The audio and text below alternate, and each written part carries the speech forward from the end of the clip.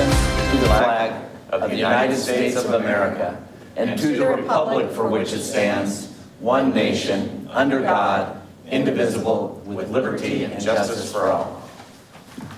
You may be seated. And I'm going to begin our meeting a little differently today, where we have the opportunity to read a proclamation following the pledge, and I think it fits well here. And so a little out of order, and this is really the wonderful results of the work that Sheila Tyndall, President of the United Daughters of the Confederacy, the Annie H. Darracott, Chapter 791, does for us. And if you wouldn't mind coming up to that, I'd appreciate it very, very much. And your team, whoever you have here, as I read this proclamation. And it's because it is unique, and that's why I'm tying it to the pledge as we open our meeting. And let me go forth with it. Whereas Bert Hunter Lane was born the 29th of July, 1895 in Madison, Suwannee County, Florida, having 2 brothers and 5 half-sisters, and was the second son of Grace Ellen Dees and Arthur Higdon Lane. And whereas the Lanes relocated to Lakeland in 1909, living at 304 and 520 North Florida Avenue, respectively, where Bert Hunter Lane attended Lakeland High School, achieving multiple appearances on the honor roll, being involved in the City of Lakeland Band, employed as a driver for Standard Oil Company and Gulf Refining Company, attended First Baptist Church and enrolled in Baraka class, and whereas after World War I was declared, Bert Hunter Lane joined the United States Coast Guard at Tampa, Hillsborough County, Florida on the 8th of April, 1917, at the age of 21, and was given the rank of Boy First Class. And whereas United States Coast Guard Cutter Tampa, under the command of Captain Charles Satterley, was one of 6 Coast Guard cutters assigned to convoy duty in European waters during World War I. Armed with 4 3-inch guns, she successfully escorted 18 convoys, losing only 2 ships, and then earning a special commendation for exemplary service. And whereas on the 26th of September 1918, having just detached from her 19th convoy and sailing alone through the Bristol Channel towards the Welsh port of Milford Haven to Recol, the Tampa was torpedoed by the German submarine UB-91. Exploding midships, she sank in under 3 minutes. 130 men lost their lives, including 111 Coast Guardsmen. The sinking of the cutter was the single most considerable loss of life for the Coast Guard during World War I. The crew's sacrifices are long remembered. And the city of Tampa conducted a fundraising campaign, Remember the Tampa, to sell war bonds. And whereas a memorial concert was given by the Lakeland Band in Munn Park with a tribute given by Dr. C.I. Stacy of B Company, honoring his life, his character, and the fulfillment of his duties to his country, followed by a salute of 3 volleys. And whereas on the 23rd of May, 1928, the United States Coast Guard Memorial was dedicated at Arlington National Cemetery, honoring the sacrifice of those who had served aboard Tampa. And a memorial was erected at Brookwood American Cemetery in Memorial, Surrey, England. And whereas at the time of the Tampa loss, the Coast Guard had not yet been authorized to receive the Purple Heart. But later in 1942, eligibility was extended. And it was in 1952 that the awarding of the Purple Heart was made retroactive for actions after the 5th of April, 1917. However, Tampa was overlooked until 1999 when then Commander Admiral James Loy authorized the posthumous awarding of the Purple Heart Medal to the crew of the CGC Tampa. Today, 105 years after Tampa was lost, and 20 years after the Purple Heart was first awarded to one of her crew, no relatives have ever been located to receive Bert Hunter Lane's Purple Heart. Now, therefore, I, H. William Mutt, City of Lakeland Mayor, and on behalf of the entire commission, do hereby proclaim the 28th of September, 2023, Boy First Class Bert Hunter Lane United States Coast Guard Remembrance Day, in witness whereof I have hereto set my hand and caused the official seal of the City of Lakeland to be affixed this 5th day of September. Thank you so much. Thank you. It's my pleasure. I did want to make a mention that you might not know your World War I history, and I wanted to let you know that World War I began June 28, 1914.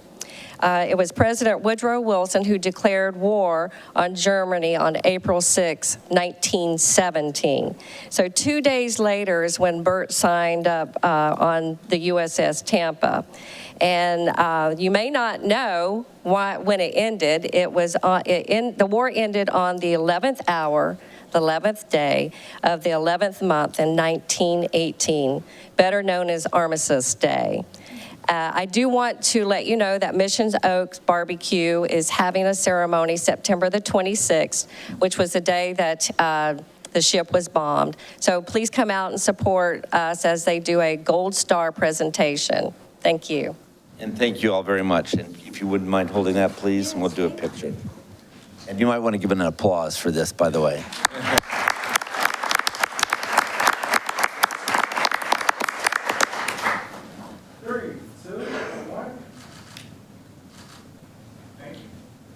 Thank you. And thank you all very, very much for coming. Thank you.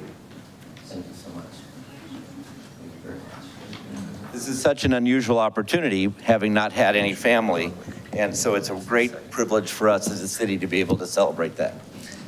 And I thought that fit pretty well right after the pledge, so thank you for accommodating that as we go forward. All right, we will begin our presentations. United Way Committee Needs Assessment, which is Callie Nesland making the presentation. This is a combination between the work of GiveWell Foundation, United Way, and Polk Vision as people work together to make this happen. And so we're so grateful for that. Callie, welcome. Well, thank you very much for having me. Everybody can hear. Commissioners, City Manager, we appreciate the invitation to come and share these findings with you. My name is Callie Nesland. I'm the president and CEO of GiveWell Community Foundation. Our mission is to champion charitable giving to improve the quality of life in the areas we serve, both now and for future generations. So I'm joined by my colleague, Christina Kreiser Jackson, who will introduce herself in just a minute, with United Way of Central Florida. And really, our organizations work very closely together. Sometimes we say that United Way acts as the community's philanthropic checking account with their annual campaign and addressing immediate needs, whereas the Community Foundation is as a savings account, a philanthropic savings account, holding a number of endowments and working on long-term problems. But we're going to get into the needs assessment. I believe you all received a copy of the snapshot. This is essentially our executive summary, and it can be found on our website, which will show the QR code at the end. It's available both in English and in Spanish for all 3 counties that were surveyed.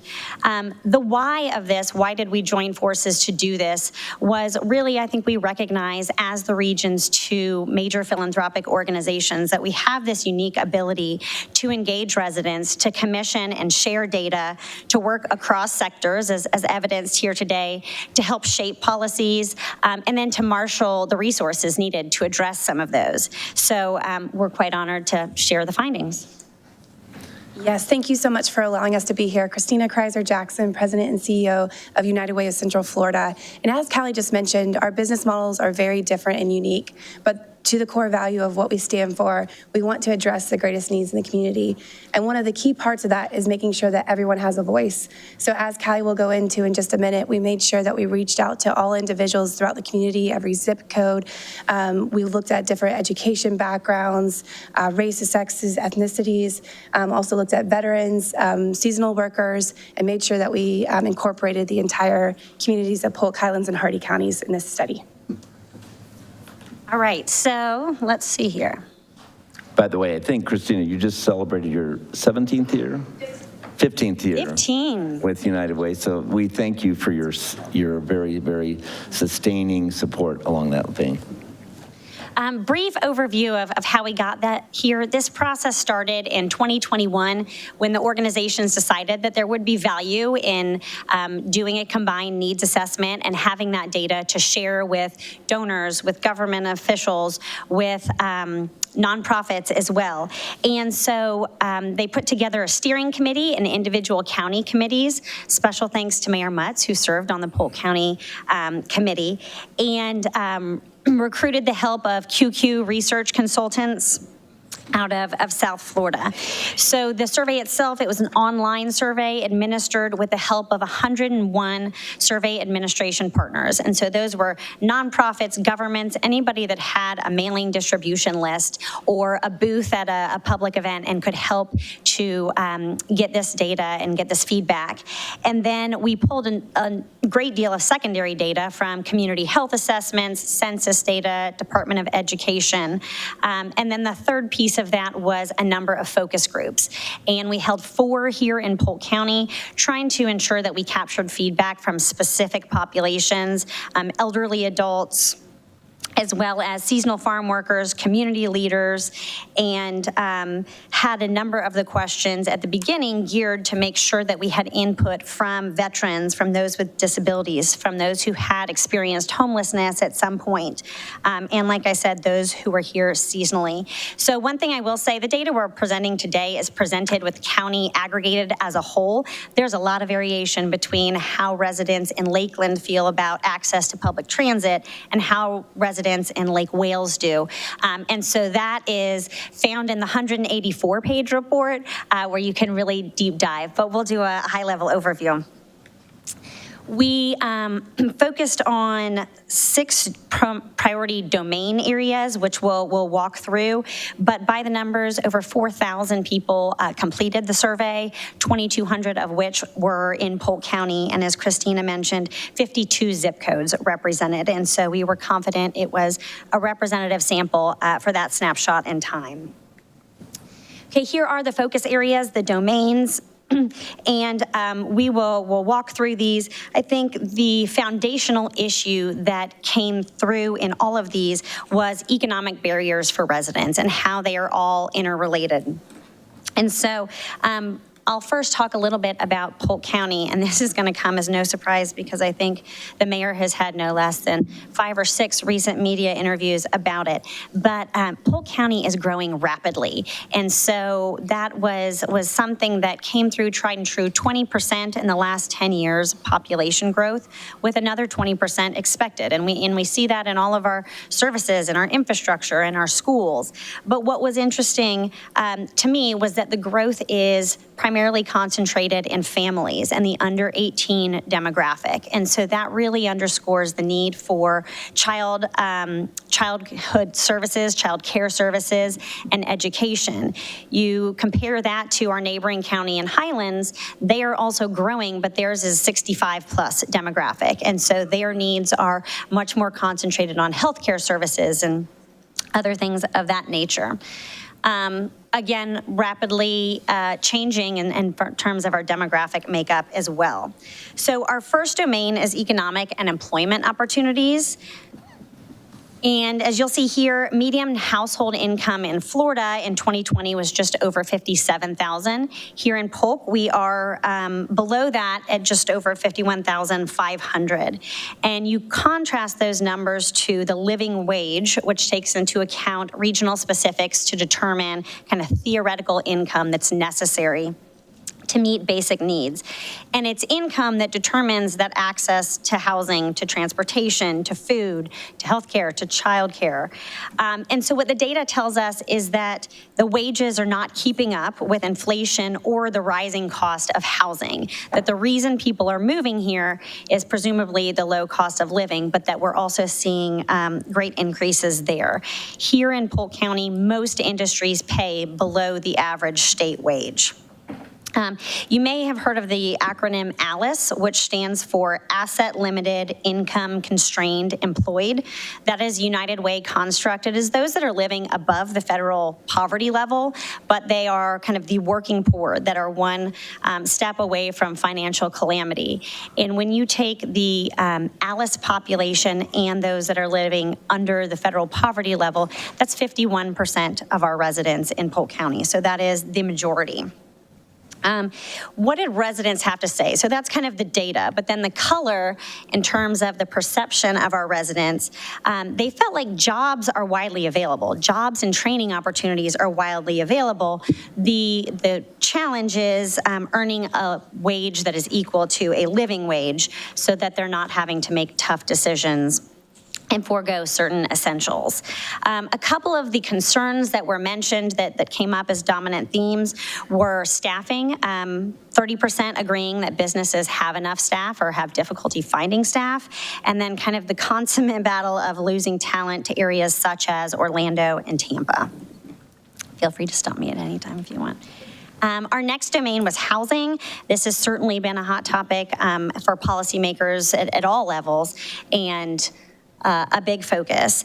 The threshold for mortgage and rent payments is 30% of take-home pay, and that's inclusive of taxes, insurance, HOA fees. In Florida, anybody that is paying more than 30%, we call that housing cost burden. More than 30% of their take-home pay is going to their housing expenses, and that threshold is about 1 in 4 Floridians. Here in Polk County, it is 30%. 30% of residents are spending more than 30% of their pay on their housing. And that number is significantly higher as it pertains to those who are renting as well, which is a testament to where we have seen rent go lately. I know many of you are keenly aware of this, and I think it really has changed our perception of affordable housing, that it isn't just seniors or disabled veterans. I mean, those are critical pieces of our community, those who are providing teachers, firefighters, other respected professions that need to live in the community where they serve. And so 2021 median sales price of single family home in the Lakeland Winter Haven MSA increased 18% from 2020. So we are seeing a drastic increase in home values. What residents had to say about that, they generally had a positive view about availability. So that's people who are already here and they feel like, yeah, there's plenty of available housing. But in terms of affordability, their perceptions were much more negative, as you can see here. Those who clarified why home buying and renting is difficult, 90% believe that prices are too high and being driven up by a number of factors, some of which mentioned was lower wages, some of which was investors coming into our area. And I think a natural outgrowth of that when you talk about housing costs is concerns of homelessness. Those who are just barely able to make their rent are at risk of becoming homeless, and especially in some of the other municipalities, do we have the services in place, those safety net services, should those families find themselves experiencing homelessness? With that, we will transfer to education, and I'll turn it over to Christina. Thank you. Thank you. And so for education, we looked at all areas of education, but as we were going through this study, the primary focus rose to the Polk County Public Schools and the services being provided by our superintendent and all of our faculty and staff. We are so grateful for the hard work that they put into serving our children and our students, but we also realize it's multi-leveled, multifaceted, and then you throw in a worldwide pandemic, hurricanes, and other factors, and how difficult it is to serve this community. All 3 districts received a grade of C from the state of Florida, so that's Polk, Highlands, and Hardee County.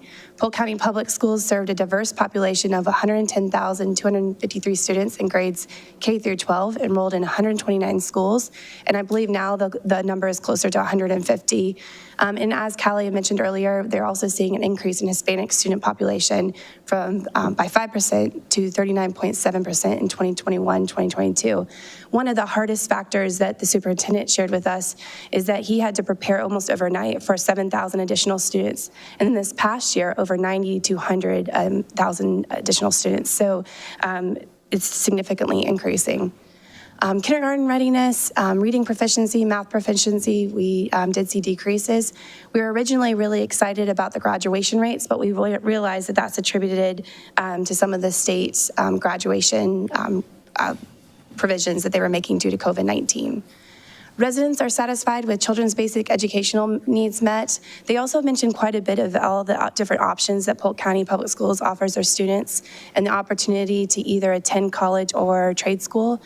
Some of the residents were concerned about lack of quality preschool and after-school programs, teacher staffing shortages, cost of educational programs, and transportation barriers to accessing quality education.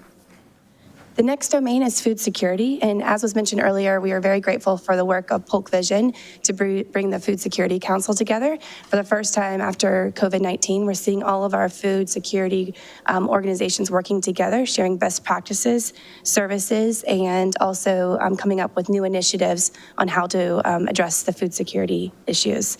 The USDA defines food insecurity as a lack of consistent access to enough food for every person in a household to live an active, healthy life.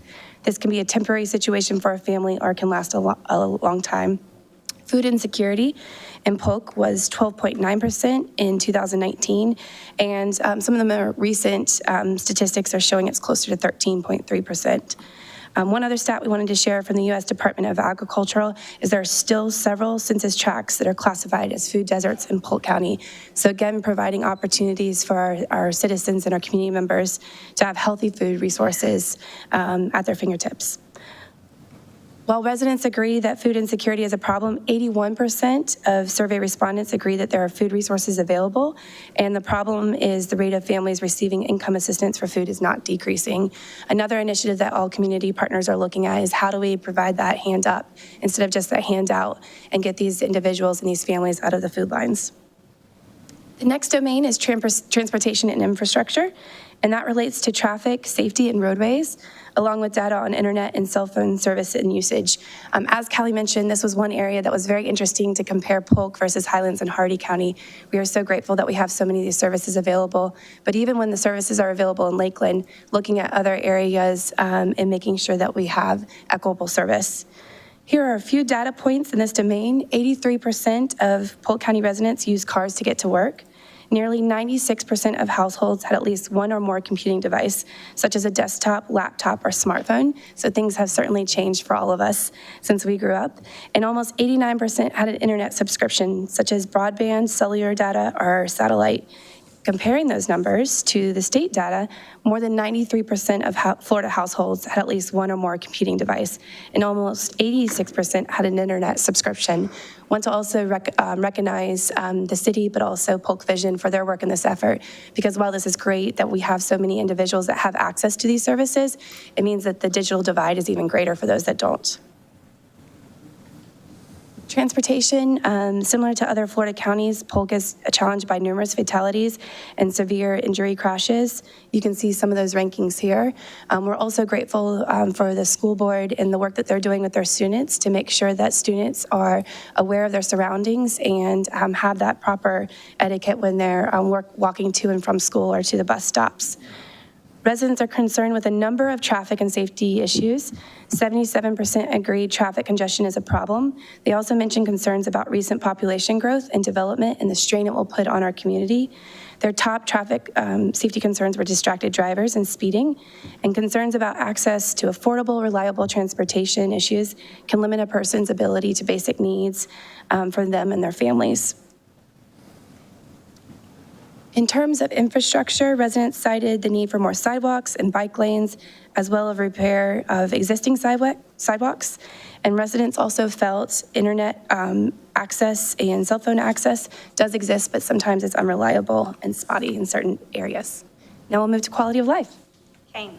Our last domain is quality of life, and this one had some great morsels in here. A lot of quality of life data came from community health assessments that weren't directly related to our survey, but nevertheless are very important in telling the whole picture of where our greatest needs are. Let's see here. You will see mental health care is one of our greatest challenges, access to care. And so very small, you'll see some of the ratios in terms of population to providers. And the good news is we're trending in the right direction, but we were at a very, very bad place when we started our first data point, our benchmark in 2019. And I think that underscores the importance of programs like Lakeland Regional Health's graduate medical program, and Winter Haven has their partnership with FSU to bring those professionals who we think will stay in our community and to roll out the red carpet, because certainly our residents should not have to leave this area to get access to care. We asked a number of focus group questions about kind of general quality of life, and I think the vast majority were very happy with where they live and agreed that their community is clean and well-maintained and is a good place to raise children. And so that's quite affirming. More than 2/3 felt that community activities that promote culture and arts are accessible to residents. 37% of respondents cited crime as a major concern. That was significantly lower than our neighboring counties. What else they said, these well-being statistics are pre-pandemic, and so I would take those with a grain of salt. But related to diversity issues, 3/4 of residents believe that people in their community are accepting of others from different backgrounds. Only 52% agreed that people treat everyone the same regardless of how much money they make. There were differing opinions on residents' engagement. 65% agreed that people in their community work hard to address local issues. 54% agreed that residents participate in local government meetings, which they're right here. Similarly, half agreed their elected leaders represent their community well, with slightly more, 55% agreeing that diversity and inclusion efforts are a priority. So with half believing that their elected officials represent them, you're blowing Congress away right now with your approval rating. So as we wrap up, I think it is important to understand that this data was just a snapshot, a place and time, and it is meant to be a guidepost for stakeholders, for donors, for nonprofits, for government, for community leaders. But it is not yet a solution or a roadmap to success. Where we are is very much kind of sharing our findings and trying to get the discussion going and trying to bring all of those stakeholders to the table to say, how do we feel about some of these and what are our best thoughts on how to address some of these needs. So we are looking at developing a shared dashboard that updates some of these statistics so we can see how we're progressing, and looking at doing so in conjunction with a local news partner here, but certainly more to come on that. We're right at 9:26 our time, so thank you all so much for your leadership. Thank you for the many ways that the City of Lakeland inspires others through your philanthropic giving and your support and your leadership. We are so grateful for this opportunity. We're grateful for the work because whereas you talk about it as a snapshot, which it is, it's an incredible amount of depth of work, coordination, finding constituencies, and so don't underestimate the amount of time that has gone into this because it is a job very, very well done. Okay, questions by commissioners or comments? A lot of data. It's just a lot to take in, yeah. And many of those things aren't surprising. Some of them can be discouraging. Some of them are encouraging. You know, just look at that primary care change from that 1190 to 880. I know of, as a background, the work that LRH has done to make that happen in a decade period of time, and that's wonderful progress. It just shows you that there's room for more as we go forward. Commissioner McCarley. So thank you both for being here. This is just for the public, kind of my wheelhouse of my historic work with Polk Vision when I was able to be there. Starting in 2012, so sidewalks and infrastructure issues, public transportation, community needs assessment actually started with Polk County's health department before LRH started doing it, and that was really imperative to understanding, you know, what our community needed from a health standpoint, as well as all the intricacies of the threads that tie into how we have disparity and how we have success. So I appreciate you all doing this. I wanted to take a point of personal privilege, though. Kim Elmhurst is here, if she'll stand up for a second. So I want to make a comment that never underestimate the power of citizens getting involved. That's kind of a Margaret Mead, not the perfect quote, but that's kind of the synopsis of what she said. So Kim, who is a very dear personal friend of mine, in 2018 sat on the board for United Way and GiveWell Community Foundation and started this project basically with a lunch of how do these two organizations come together. I think we often forget that in Polk County, there are leaders that are under the radar doing Herculean work. And it's something that I can't be more proud of, but there are so many people in this room have done something that is reflected into this community needs assessment. And it takes all of us to provide services, to provide support, and to make this county as great as it can be. And it's vitally important to understand that you have a voice in it. So all you have to do is sign up and volunteer for something. I see Colonel Clark in the room, who does so many things for veterans. But we are an extraordinarily philanthropic community, both with resources that are financial and with time. And so I just wanted to say thank you to Kim, because this is something that was on her heart of why are these organizations, they had always been very complimentary of one another. And we have such strong leadership in both organizations with so many board members who love Polk County, who want to serve the community really, really well. And these two women that just did the presentation, their leadership cannot be over quantified or qualified, because they are in the grind. They are going out and asking the questions and having really, really hard conversations behind closed doors. And this, as the mayor said, some of this you might think is a little Debbie Downer. When Callie first got this assessment, she's like, I'm not sure how we're going to couch this. And I was like, no, you just tell the truth. You just tell what it's reflected back. You're holding the mirror up to what we need to be doing as a community. And I'm very grateful that the people I serve with on this dais and in this city, this is very important and vital, and it's something we all lose sleep over on a regular basis. So I just want to commend United Way and GiveWell Foundation for coming together and doing this, because it took the resources of both your boards to commit to this. I appreciate my friend Kim Elmhurst, who has just been a leader under the radar quietly for many, many, many years through Junior League and through other organizations, and doesn't ever get the accolades that she deserves. And so I just wanted to thank all three of you for being here and for presenting this. It is so worthwhile. If you want to get involved with one of these organizations, get involved with Polk Vision, get involved with Lakeland Vision. It's incredibly important that all citizens have skin in the game for this, because that's the only way that we're going to make it better. Thank you very much.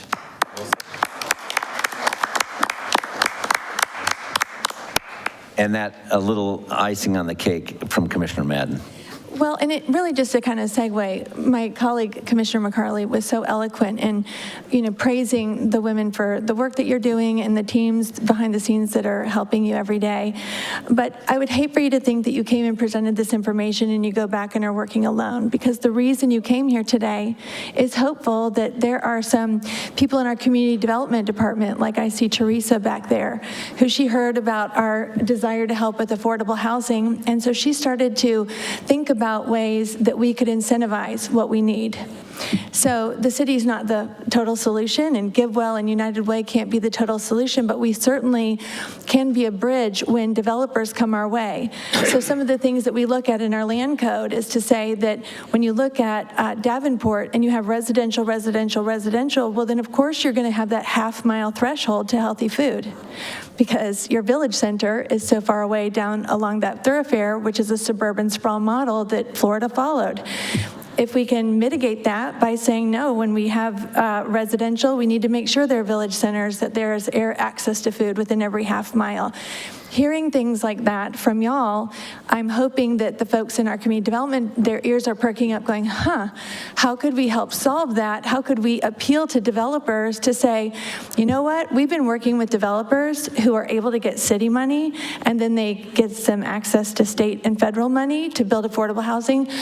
I bet they'd be the most popular apartment complex ever if they had childcare also within their facility, or maybe they had fresh food, local to that, or a transit stop. So I know that a couple of the things that we've been working on is the transportation, trying to get Polk County folks to think about alternative methods and multimodal, walking. But, if nothing is close enough to walk, then certainly, walking is not an option. So I'm hopeful that when you come like today, that everyone in the city staff and our departments, it's not that we can necessarily build utopia, but we can take some of the practical things like I heard, the things that were, red flags to me were like, how we need more preschools, we need more daycare. I have a friend, Callie Miller, who does Care Lily. We're getting more nimble on how we take care of children.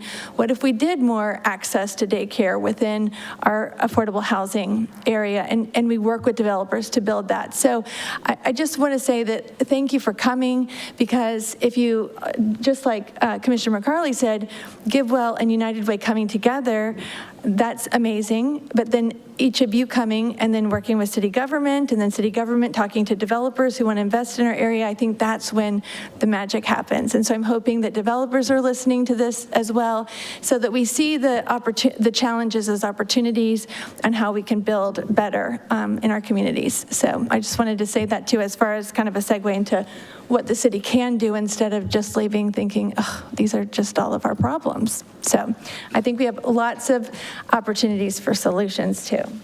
That's a good word, and I know that has been and continues to be a priority. Sometimes it's difficult to get all those things pushed together, so just a continuing emphasis on that kind of work. Commissioner McLeod. Thank you, Mayor. I know you thought we were done, but as I heard you all talking, then I had more questions. And so, Callie, Christina, I appreciate you all being here today and presenting this report. I think you all have a unique vantage point to look out across the county and really drill into some of these major themes. And many of these they're long-term issues and initiatives that we will work on, our partners in other cities in the county will work on. But I'm curious, is there something that stands out to you as our greatest opportunity as a county, maybe in the short term, or something as we're looking to next year and we go into strategic planning and having discussions? Is there a theme in here that you would say this is, as a region, as a county, this is one of our greatest opportunities right now? Thank you for your question. I mean, I think that the opportunity we have before us is one of collaboration.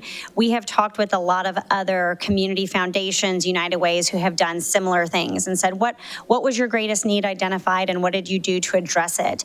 And often it was affordable housing. And so the city or the county donated land and we recruited a private developer, and then we privately fundraised an amount to subsidize the rents for our teachers and EMTs. And so it's those kind of projects where everybody kind of throws in what they have to offer, because I don't want to come away and say any of our challenges as a county are governments to solve or the philanthropic sector. The magic happens when we all start saying, okay, what can we do and how do we bring that together? And so I say don't discount the philanthropic sector, because we have a very generous community of people who care deeply and are willing to think out of the box as well. That's good. Thank you. Just wanted to add too, part of this is almost like a listening tour as well. So every time we've had a presentation, there's the conversations after the presentation that really energize and start conversations and movement. So one of the areas that we originally looked at was affordable housing. And then as we were presenting, we learned that New Jack is doing a lot of work in this area. So we're meeting with them and finding out more about that. We also realized with the superintendent that he has some ideas for VPK centers in Fort Meade, Bartow, Mulberry. So sort of combining all of those efforts that are already in the works. The county has a community wellness grant that we're really grateful to be a part of right now. It's a $9.2 million RFP for expanding behavioral health, early intervention, prevention services in the community. But what we're finding is we don't have the individuals that are actually able to provide those services. So we're actually, one nonprofit is starting up a new program, and then they're recruiting away employees to the other nonprofit. So there's a lot of listening right now, but as Callie mentioned earlier, our next steps is not to let this sit on a bookshelf and gain dust, but have a prioritization workshop, and then also some efforts on tracking the successes in different areas. So we'll have more for you too. Thank you for asking that question. Appreciate it very much in those responses. All right, we are now going to move to our beautification award, and Bill Cohen presents this each month, and we have a commercial and residential property that he's going to highlight. Good morning, everyone. First up should be our residential award. Wait for the screen to come up here.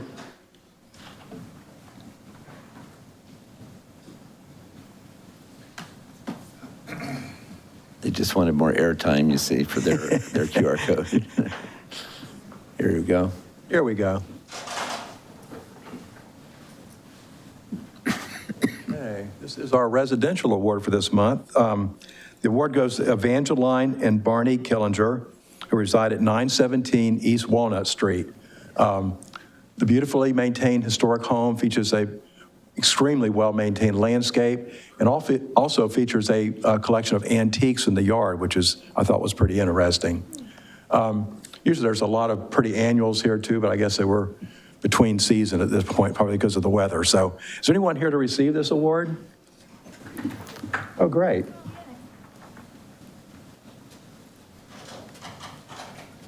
They'd probably like us to come up on the, oh, we can do it down here. Okay, we do it here, yeah.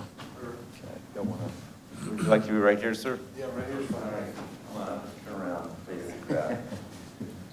And, you know, we have Gene Ginn here, who appreciates, by the way, the 2 trash cans, because that's part of his deal that are part of that. So I want to point that out, which adds to the beauty. Tell us a little bit about it. Well, I'm handicapped because of a car accident. I got into a head-on car accident, and I kind of not really working, so I decided to just take care of my own house. I am a gardener from way back when, and 20 years, and so I just want to go back and take care of flowers and things like that.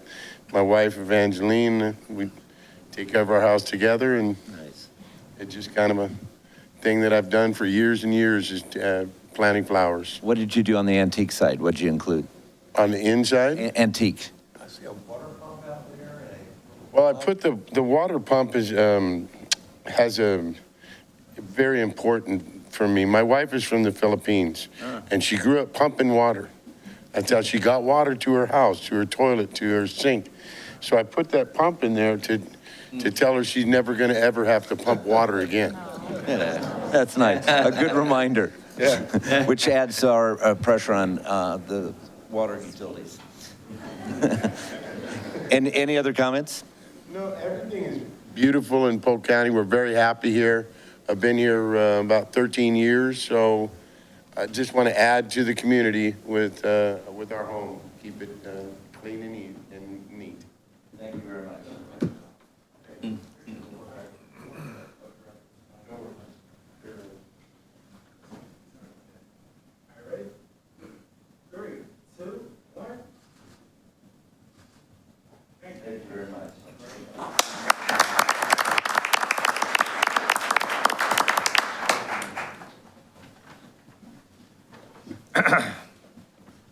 Our commercial award is next, and it's kind of coincidental today. You'll find out in a few minutes. But anyway, the award goes to the Mid-Florida Training Center, which is located at 1551 East Gary Road, the same neighborhood I grew up in, by the way. But recently, they put a landscape in here of just highly professional quality. It has the boulders and just a very complex landscape. I just saw it this morning when I put the sign over there in the property. Everything looked great. New sod looked great. It's just one of the most professional new landscape installations I've seen in quite some time. So whoever did this really did a great job. Is anyone here to I know there's someone here to receive this award. So. Come on down. By the way, for those of you who hate cutting grass, this encourages you to hear him say that, doesn't it? I guess we can come up here. Come on up, Bill. Yeah, we'll go up here. Stand in the middle.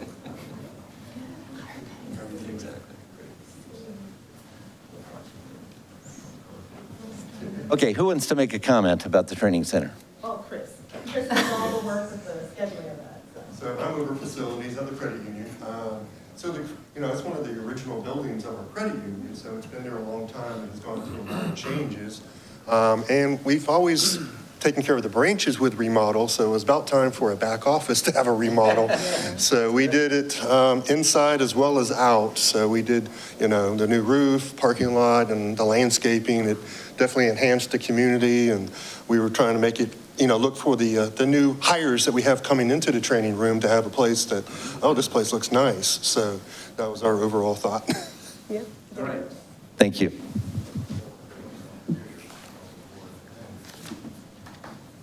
All right. Ready? 3, 2, 1. Thank you.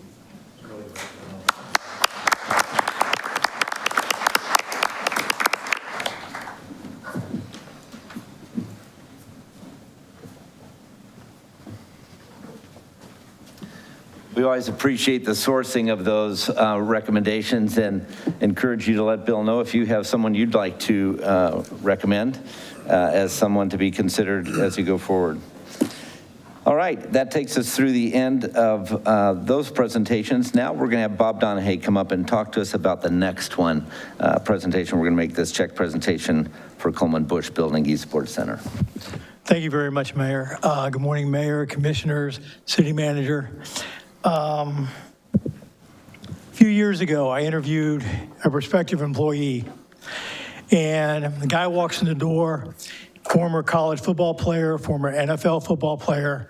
I mean, this guy had muscles on muscles. And so as we were talking, I was very impressed with him. And he started to talk about, he said, I asked him about his philosophy in dealing with kids and working in our recreation centers. He made the comment, he goes, Bob, too many times it's all about balls. And I was like, what? And he goes, I go, where are you going with this? And he said, football, baseball, basketball, that's all we care about, getting kids into our recreation center. He challenged me, he looked at me and said, what are you doing for the kids that aren't athletic? What are you doing for those kids to get those kids out of the neighborhood and into your doors? Well, this morning, we have a program that Mike's going to present. About a year or so ago, our city manager challenged us for innovative and creative ideas. The last 2 months, you've seen the new branch library that we're putting in Kelly Recreation Complex. Nobody has one of those. We're very excited about that, and that's going to be opening shortly. But this is a new program that we've developed with staff and Mike and the help of a community partner. So I'll let Mike take it from here, and thank you very much. Thank you. We're excited. I was not the guy with the muscles that Bob was talking about. I got some, but not like that. And he stole my line about Sean did, good morning, everybody, by the way, I'm sorry. Sean did come to us and asked us to think of something innovative. But before I forget them, I want to introduce my team. David Collinsworth, who is the director of Coleman Bush and is the main person for programming there. John Williams, assistant superintendent. Kim Stopiak, assistant superintendent, and Brenda Tillman, who runs Simpson Park and Coleman Bush. A year ago, we all came together and we came up with this crazy idea, and we think we hit a home run. So we hope you enjoy this short presentation. The main reason we're here today is from a lot of hard work and what's behind this door. I'm not going to show you quite yet. But a lot of people had to believe in us, and we have Mid-Florida that helped us believe in us. So we'll introduce them in a minute. But I'm very proud to introduce the new Mid-Florida Esports Center coming to Coleman Bush. Very excited about it. So why esports? We decided to look at esports when we started with a small version of console-based at Simpson Park via Xboxes in 2021. But we realized we needed to do more to enhance the esport experience and look beyond just playing video games. Currently, 8,600 high schools across the country have esport teams, plus an additional 200 plus colleges have varsity level teams that travel and participate against each other. So what is esports? To put it in layman's terms, esports is a multiplayer video game played competitively for spectators to view. The most popular of the esport games for spectators is a game called Leagues of Legends. To make it simple, it's a game of 2 teams of 5 players working together to conquer the other's home base of operations. Players choose one of the 140 characters or champions to represent themselves playing with their team. So to put League of Legends in perspective, you have the Super Bowl, the World Series, the NBA Championship, and the Stanley Cup. But it's just a video game, right? Esports, non-contact sport that doubles as an opportunity to generate pathways to modern careers. Many of these future jobs are centered around fields of science, technology, engineering, and math. That being said, the infrastructure required to keep esports moving requires a bevy of STEM skills. Esports takes that left-brained approach and makes it rewarding. So what are some of the skills and jobs that students enrolled in esports programs can expect to stumble into? I'm going to briefly talk about 3 of them. The first one is coding. STEM accounts for 67% of all U.S. jobs. As such, schools are beginning to implement more of the core curriculum previously reserved for coding boot camps and other private institutions. Many gamers and esport athletes want to learn how games are made, and it starts with computer programming. If you have an esports program, it will no doubt be filled with a typical student who wants to know how that game is made. The next is data analytics. Systems that ready esport players for real-world careers will inevitably include options to learn data analysis. However, these sort of courses can seem dry in a classroom. That's why esports is such a golden opportunity to provide an exciting hands-on environment for students to see why they're learning. While data analysis coursework will often include overviews and coding and stats, it places an emphasis on visualizing patterns, creating narratives, and writing reports based on qualitative findings using special tools.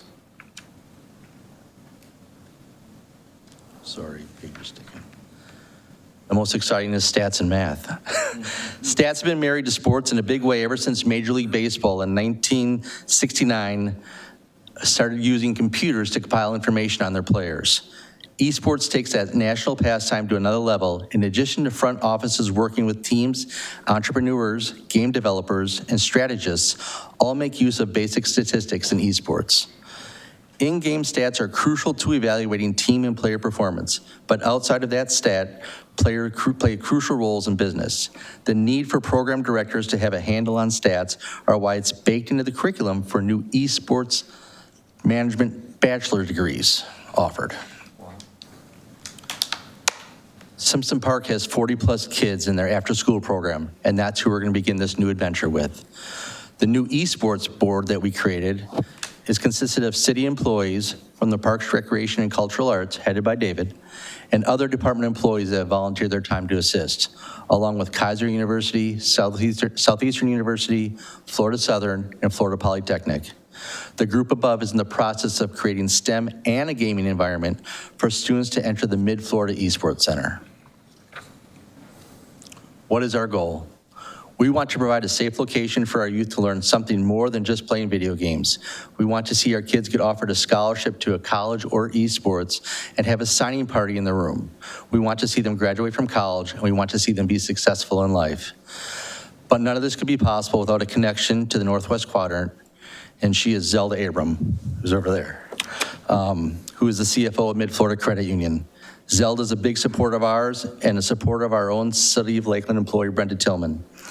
Zelda took the time out of her very busy schedule to listen to us and our crazy idea, but the passion that we had and something that we thought could win over the community and the city. She in turn had to pitch it to her board, and with her help believing in us, we are very blessed and grateful to Mid-Florida and Zelda for this amazing donation. Of course, you want to see what's in the room, and Mid-Florida gave us this unbelievable opportunity. When designing this room, several of us went around to the 4 colleges that I mentioned earlier, but we also researched a few, like Full Sail in Orlando, University of California, Irvine, whose professors actually play with their students, the University of Miami, and Boise State. When entering this room, you may see kids playing video games, you may see them doing STEM learning, you may see team building, or you may even see a tournament.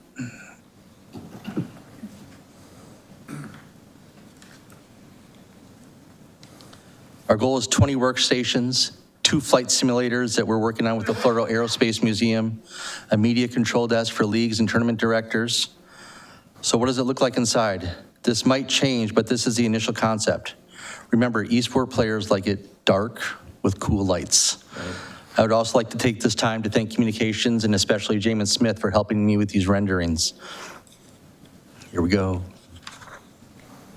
When you enter the esports room, the first thing you'll notice on the north wall will be a big sign that says the Mid-Florida Esports Center sitting along the back. Consoles will be in the middle of the room. Along the east side, you will see the consoles in the middle, and along the back, you'll notice 2 cutout areas. This is where we are working with the Florida Aerospace Museum to bring in 2 flight simulators, and we've already secured a partnership with them, and Eric Crump and Gene. Along the west wall is a dedicated logo to the communications department that created the esports logo for us, along with the 4 schools that have helped us through this process and are going to continue to help us once it's complete. Lastly, on the south wall, we have a permanent step and repeat banner for kids to take pics and also for future college signings. Surrounded with the wipe and magnetic boards, this room will have LED lights to go from purple as we see to any color that we want. We are hoping to have this room completed by the first of the year. Once again, this is not possible with a very generous donation from Mid-Florida. There is much to share with this story, and once we are up and running, we would like to come back to take the time to share all the information with you. We thank you. Pretty awesome, huh? Great job. Appreciate that, Mid-Florida. Zelda.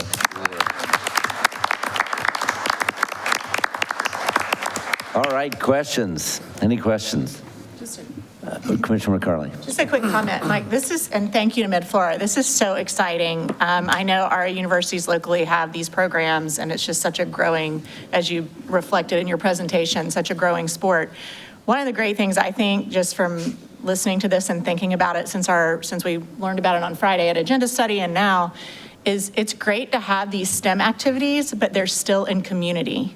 So I think that's a really great selling point for your rec programs and for our students here, is because they're not doing this in solitude. They're doing it with others, and they're doing team building, and they're learning how to work together, because it's real easy to sit behind a computer and just talk individually. But this is, I think you're going to see some incredible results from the students who participate in this, as not only, gamers who can go into analytics and go into all these wonderful career paths, but they'll also be good community members. So kudos, thank you, Mid-Florida. Thank you to our Parks, Rec, and Cultural Arts team in doing this. I think it has a lot of forethought. I'm excited to see what happens. Thank you. Commissioner Madden. So exciting. I could hardly contain myself. I'm so excited. But I did want to know about the timeline. When do we think that this would be built out and ready to go? Our goal is January 1st. It also depends on product, when we can get it in. The first part is getting the room finished and then getting the product, which is David's in the process of ordering.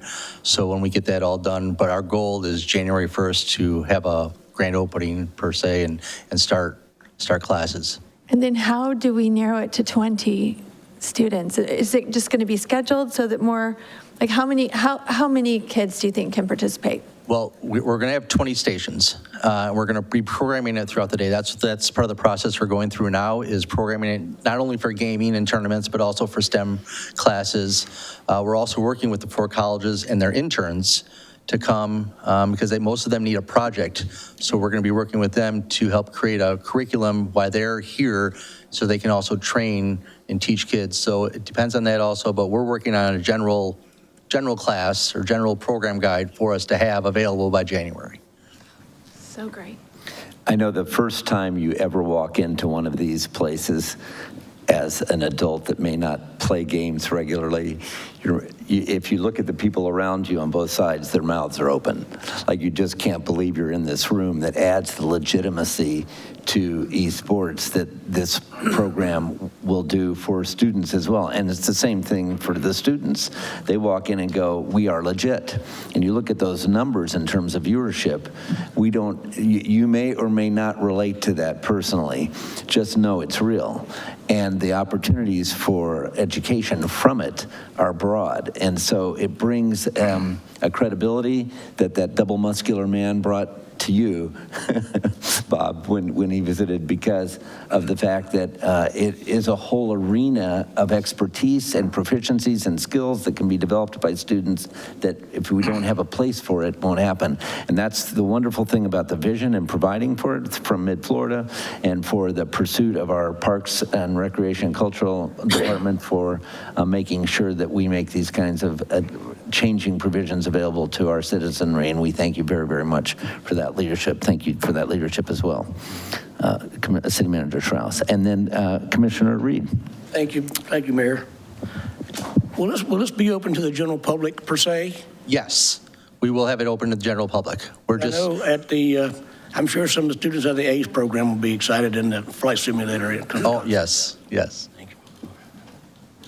Right, and Commissioner McLeod. We'll go down the line. And I had a similar question as Commissioner Reed, about opening to the public, and I could see the demand for this being great. As someone who tries to keep up with my 10-year-old son playing video games, I'm excited to see something like this for our community. And so thinking beyond the after-school program, so it sounds like it will serve the after-school program, but also other students as well. Right, yeah, we're focused right now on the after-school program to get those kids things that they may not have. And I'll bring it up that we mentioned before is you go to Simpson Park and you see the jerseys of all the football players and basketball players that participated at Simpson Park. But you don't see the kids that were sitting on the benches or sitting on the sidelines. So that's our goal, is to help the kids in that community get a chance to do something they may never have gotten a chance to do before. Yeah. And possibly put a jersey on the wall at Coleman Bush from them graduating in college or playing professional for esports. I mean, that is, we all talk about it, and I brought it up ever since we started. I said, we get one kid from our program to get a scholarship to any one of the colleges, we've done a good job. So that's our goal. So, but even though that's the start, we know that we can't just tie to that. So we are going to open up to everybody that we can do, but we do have specific programming that we are focusing on with that group. Well, thank you, Mike, and thank you to the Parks and Rec team, really the whole city team, and to Mid-Florida. This is an example of the collaboration that Callie talked about at the presentation at the start of our meeting. And so to have an example of that here, to see a community partner that has come forward to make this a reality, and something that started as an idea, a challenge to be innovative, it's awesome. So thank you all. Great. Commissioner Simmons. I also would like to congratulate you for implementing this concept. I've got one question. The criteria for the participants, do you have that worked out? As far as? As far as who would actually participate in the program? Well, I know that Brenda's setting up for how she's going to have her tutoring group, or excuse me, how her after-school kids are going to work. I know that with her group, she talked about making sure they have grades, do their homework, and have everything done before they're able to have access, that we would bring specific groups, because we can only fit so many in there. We would bring a group of kids up at a time to see how they like it, if they're interested. Out of that 40, not everybody's going to like it. Not everyone's going to want to be in there. So it may end up being specific groups. But as far as the classes that we're going to form for that group, 3rd, 4th grade and up probably. When we talk to a lot of the colleges, they actually like grade school kids because they can mold them into what they want for when they get to the college, which is what's unusual here. But we're working on that curriculum for those particular 40 first, and then we will go from there. Just one follow-up question. Yes. What would be the duration of a class, say? Hour and a half, depending on what the class is. I'm sorry, I meant how many weeks would a class take? Oh, probably 6 weeks. Okay. For a basic class. But it depends on the class itself and what it needs. Thank you. Yes. All right, any other questions? Yeah, and a comment. Yes, sir. If I may. Senator Strauss. Thank you very much. Just a couple of quick question or comments about this and just brief stories. A couple years ago, I was touring Florida Polytechnic University and walked by a lab room where there was a glass wall on the exterior, and behind that glass was all kinds of computer equipment, and there were a couple of suits that were hanging on the wall, and they looked like wetsuits, and they looked like they had ping pong balls attached all over them. And what we found out was that was a relationship that I believe Florida Poly had with EA Sports, and what they were doing is people would wear those suits, athletes would come in and put those suits on, and they were learning how to code to replicate human motion and movement within these video games. And then 2 years ago, the mayor and I were in Boise, and Mike Maratz mentioned the program at Boise State. And while we were there with the LEDC touring Boise, we went into the Boise State e-gaming room, and it was phenomenal. And that night, as a matter of fact, they were set up because that night there was going to be a Madden football tournament between Boise State University and San Diego State University. So it was neat to to see that and to understand and start to appreciate what these colleges are doing in terms of the gaming and then all of the professional careers that can come out of that through STEM that Mike had an opportunity to mention. So this is exciting. It's incredibly exciting. This is a proud moment for the community. You know, we talk about innovation, and so much of the innovation that the city implements can be seen as being kind of behind the scenes, maybe not always out there public facing, but here's a perfect example of where innovation is being integrated into the community through a parks program that will inspire and give some skills to some kids that will take them to careers that will be phenomenal for them. So I also would like to thank Mid-Florida for the partnership here to make this happen. And certainly I need to thank our staff who has exceeded expectations. The challenge to be innovative you've exceeded that. And in terms of, you know, parks and recreation and cultural art, I can't say it better than to say you guys have hit a home run. Matter of fact, it's a grand slam. So thank you to the staff that's worked so hard to make this happen. Thank you.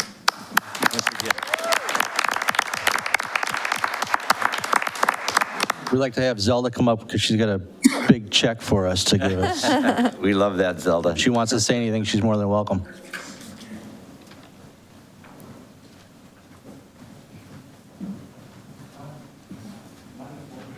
This time you have to talk.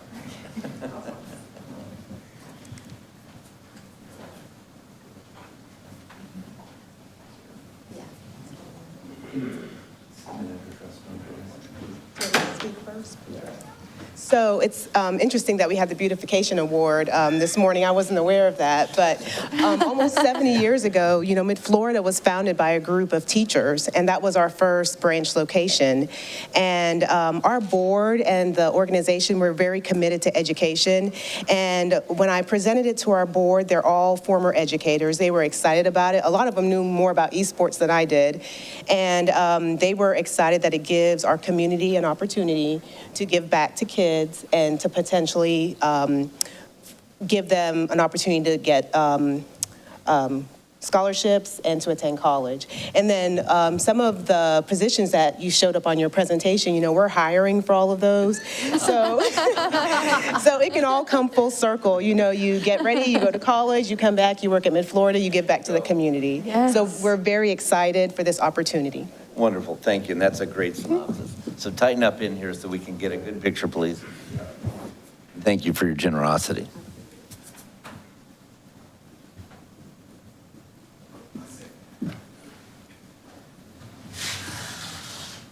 It's okay, Andrew. All right, ready? 3, 2, 1. Thank you. Thank you. Thank you so much again.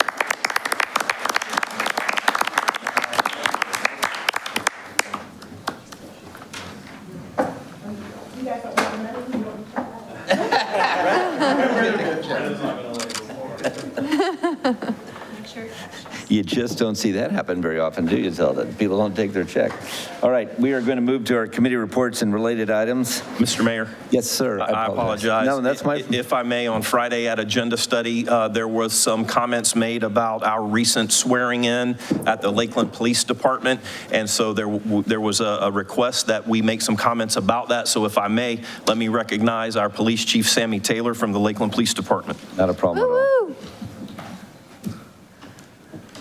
He follows directions. I said, stand beside me. He was going to follow me back behind the podium. So you get a very good job today. So good morning, everyone. Good morning. Excited to be here and to introduce this young man standing next to me, Adrian Rodriguez. In 2019, we started a what we called a high school police academy, similar to what the Explorers do, but it was only for 1 week. It was June and July during the summer months to involve some of our high school students in 1 week of intensive police work. We let them run the obstacle course. We put them through different scenarios.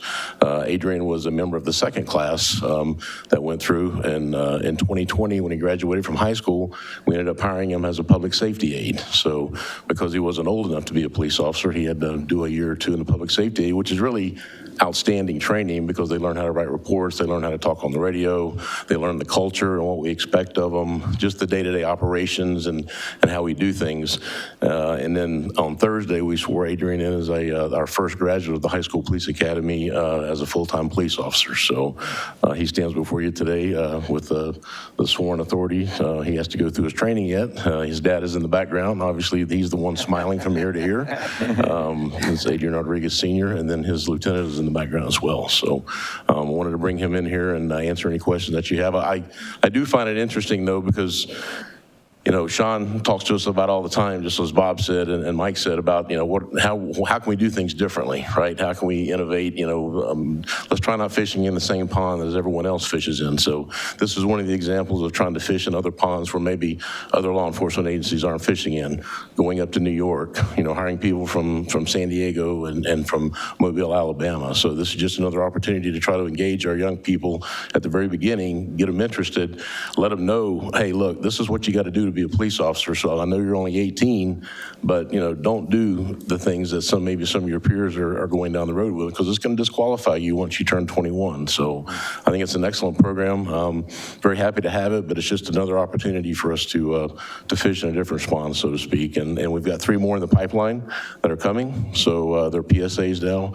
And actually, my step-granddaughter was one of the ones that was sworn in on Thursday as well. So she'll be a PSA.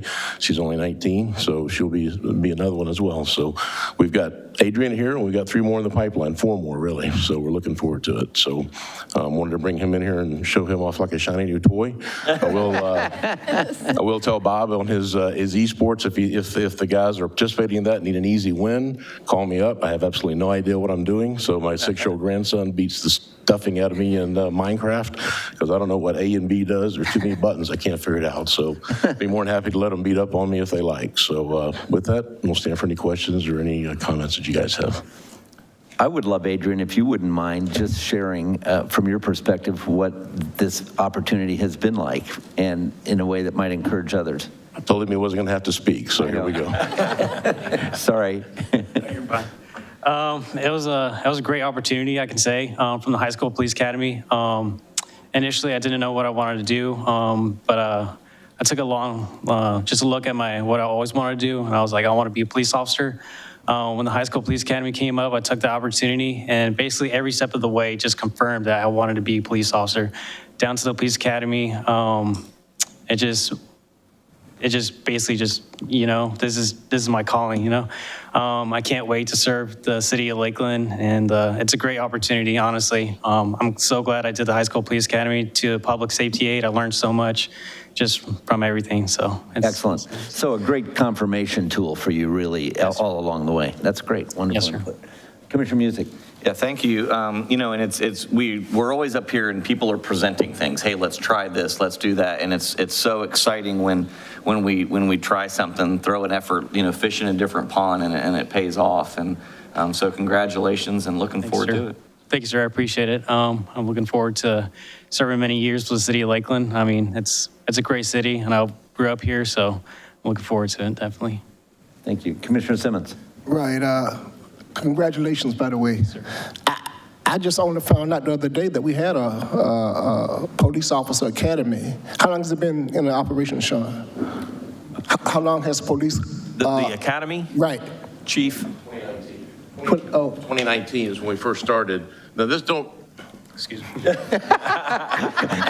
when you have to move back, Adrian. There's no question. Yeah, he's very happy to move back over there. We've always had the Explorers. Right. Assistant Chief Lehman was an Explorer back in the day, so we've had that for 30 or 40 years. That's affiliated with the Boy Scouts. This High School Police Academy we just started in 2019, and it really got it up and running and got it going. And so, yeah, we're very happy with it. So what is the difference between the Explorers and your police academy? But the Explorers are an ongoing, they meet once a month, I think, or once a week out at the training center. And it's almost like joining the Boy Scouts. Instead of focusing on camping, you focus on police work. But it's you can be in the Explorers for years. High School Police Academy is only 1 week. Okay, thank you. Yeah, only 1 week, yes, sir. Commissioner McLeod. Thank you, Mayor. Thank you, Chief Taylor. Officer Rodriguez, thank you for being here. Thank you for your service and just your excitement for serving the city of Lakeland. That's great to see. Chief Taylor, I love hearing about the high school police academy, and a similar question that Commissioner Simmons had, just for those who may be listening who don't know about it, who have a high school student, when's the next one? Can any student in Polk County participate? Yes, we try to limit it to City of Lakeland residents, but if we need some additional, last time we had actually turned people away. The first 2 or 3, we had like 40 applicants, and we were trying to keep the class manageable, because when you're putting kids through obstacle courses and things along those lines, it's hot, you know, we didn't want anybody getting injured. So we try to keep it at 20 or 25. So we try to restrict it to City of Lakeland students first, but we have expanded it here the past couple to include Polk County, but they'll take place in June or July. We'll advertise it on our website. Kevin will put it on the city's website. We really don't have trouble. The SROs talk about it.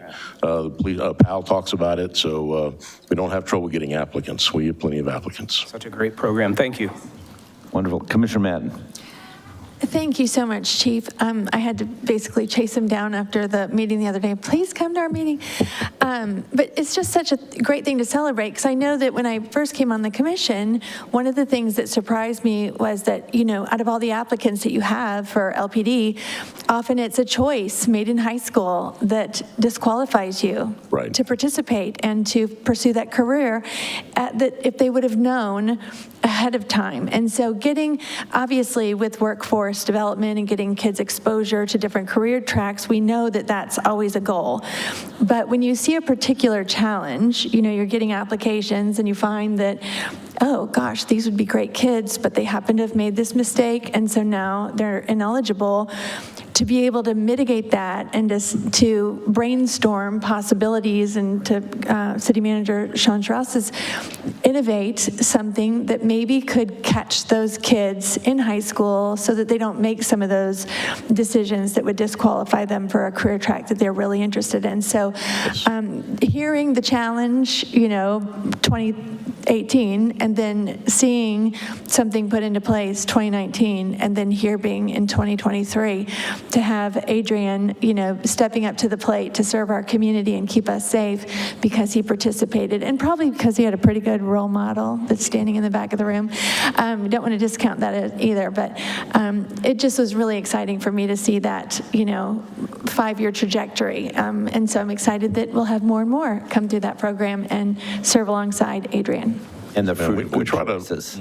Yeah, I'm sorry, sir. No, I was just saying, and that's the fruit of good choices along the way, which is yeah, and we're trying to look around the corners. Sean is always pushing us to do it. I thought he was just pushing me. I didn't know he was talking to Bob Donahue to do things too. I thought it was just me, but apparently he's doing that with all the department heads. But we're hiring, you know, friends or family that want to be a police officer. Come on, send them our way. If they're too young, you got to be at least 21. So, you know, if you don't want to go to work for Mid-Florida, you can certainly come to work for us. Nice plug, sir. All right. Anything else? Any other comments? Thank you so much. I'm so glad you brought that presentation in. Thank you.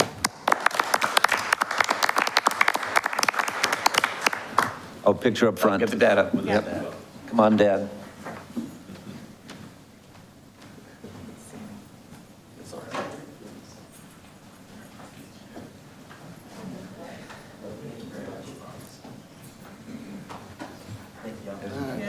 Thank you. All right, ready? 3, 2, 1. Perfect, thank you.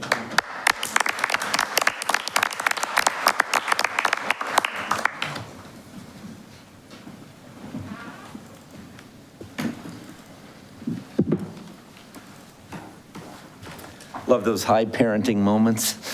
You were in one. All right, that brings us to committee reports and related items, and we have Chairman Madden with the municipal boards and committees report. And I'll go ahead and take the lead this morning. We have some unfinished business from Friday's municipal boards and committees meeting. The Youth Council resolution calls for the appointment of 15 members to this inaugural Youth Council with 2 I'm sorry. Closer. It's very tight, Mike. It needs to be near you. Put it on the side if you don't mind. Just, how's that? I'll get a text from Andrew otherwise. Okay. All right, so each commissioner under the resolution, the mayor and each commissioner nominates 2 nominees to be acted on by the Municipal Boards Committee. In addition, a third can be nominated by the commission as well, so that we have an odd-numbered 15-member council. So on Friday, we received the names of the different people that had submitted applications, and I think we began the process of submitting nominees to the committee, and we just need to finish that this morning. So I don't think we have a tally yet, so it may make the most sense just simply go down the line. I think each of y'all have a list of the names that have submitted, and maybe just go down the dais and each person nominate 2, and then someone else would need to nominate a third so that we have the 15 members. All right. I don't know which side you want to start on, but or if that's the way you want to go. It's up to you. Why don't we start with Commissioner Simmons, and we'll just come down the way. Yeah, I've got my 2 nominees. One is Tristan Williams, and he's from Lakeland Senior High School. And the other one is Kaylin Williams, and he's from Kathleen High School. I'd like to nominate Emily Frankenberger, who is a senior at the Polk Collegiate, and Ian Goins, who is a junior at Lakeland Christian. And I have Haley Hitchcock, who is a junior at Harrison School for the Arts, and Hannah Hitchcock, who is at Lakeland Senior High School. And I have Charlize Murphy, who is at Chick-fil-A as a team member at, where's my high school? It's right there. So sorry. Oh, no, that's work. That's a work one, as an employer. But she filed it early. So I don't know which school she's from. And then I have Elijah Vasquez, who's Polk County Virtual, and then Sari Rogue, who is at Harrison School for the Arts. Great, and we did give the mayor, City Attorney Palmer, we gave him 3, for that last final one, since he's the typical one to do the municipal board nominations. And then I have Nysa Williamson, who is at Harrison School for the Arts, a 9th grader, and Abigail Jennings, who is in 10th grade at IB. My turn? By the way, before you go, Charlize Murphy is at Lakeland High School. And then Tamaria, it looks like I'm sorry, I marked through that. But Oh, Tamaria? That's her first name, so. Tamaria Charlize at Harrison. And then, yes, Commissioner Reed. Thank you. I'm nominated Serenity Smith from George Jenkins High School and Shamira Jones from Lakeland Senior High School. My nominees are Colton Pierce, who is a sophomore at Lakeland Christian School, and Ben Madden, a senior at Lakeland High School. So under the resolution, then the Municipal Boards and Committees Committee then makes a recommendation to the City Commission, then we would adjourn as the Municipal Boards Committee and convene as the City Commission to ratify that recommendation. And Commissioner Madden and I talked about the fact that she would need to recuse herself from this vote. So right now, it's just the Municipal Boards Committee needs to vote on a recommendation to the city. So moved. Second. Any discussion among commissioners? Any discussion or question among members of the audience? Which we wouldn't normally have to do in a committee meeting, but we're just doing it because we're in the chamber. Seeing none, all those in favor signify by saying aye. Aye. Opposed, same. Unanimously passes. So I'm not sure what we had there. It should have been the Municipal Boards Committee that voted, and then. That was the committee. Okay, so now you need to adjourn as a Municipal committee. Boards Committee and convene as a City Commission and So ratify. re-adjourning as a commission, is there a motion to approve? So moved. Second. Discussion by commissioners? Any discussion by members of the audience? Seeing none, all those in favor signify by saying aye. Aye. Opposed, same. Unanimously passes. That brings us to the approval of the minutes, the consent agenda actually, which includes 6 items, the minutes and 5 others that are asterisked. Is there a motion to approve? Move for approval. Second. Motion to approve in a second, and discussion by commissioners. Any discussion or questions on any of those items from members of the audience? Seeing none, all those in favor signify by saying aye. Aye. Opposed, same. Unanimously passes as well. There are no requests to appear from the general public. We will now cease to meet as a commission, meet as an equalization board, and have an equalization hearing. Mr. Mayor, the city charter requires that the city commission convene as an equalization board prior to imposing a special assessment lien against private property when the city has had to go out and clean, mow, et cetera, someone's property or demolish a dilapidated structure. So if you received a notice to appear this morning related to a potential lien against your property, this is your opportunity to address the city commission. The names of the different people that are potentially subject to this assessment are being scrolled over on the overhead screen right now. I do not see anybody doing that. So is there a motion as an equalization board to approve this list? Move for approval. Second. Any discussion by commissioners? Any members of the audience? Seeing none, all those in favor signify by saying aye. Aye. Opposed, same. Unanimously passes. We cease to meet as an equalization board, and we are now back to items 3B1.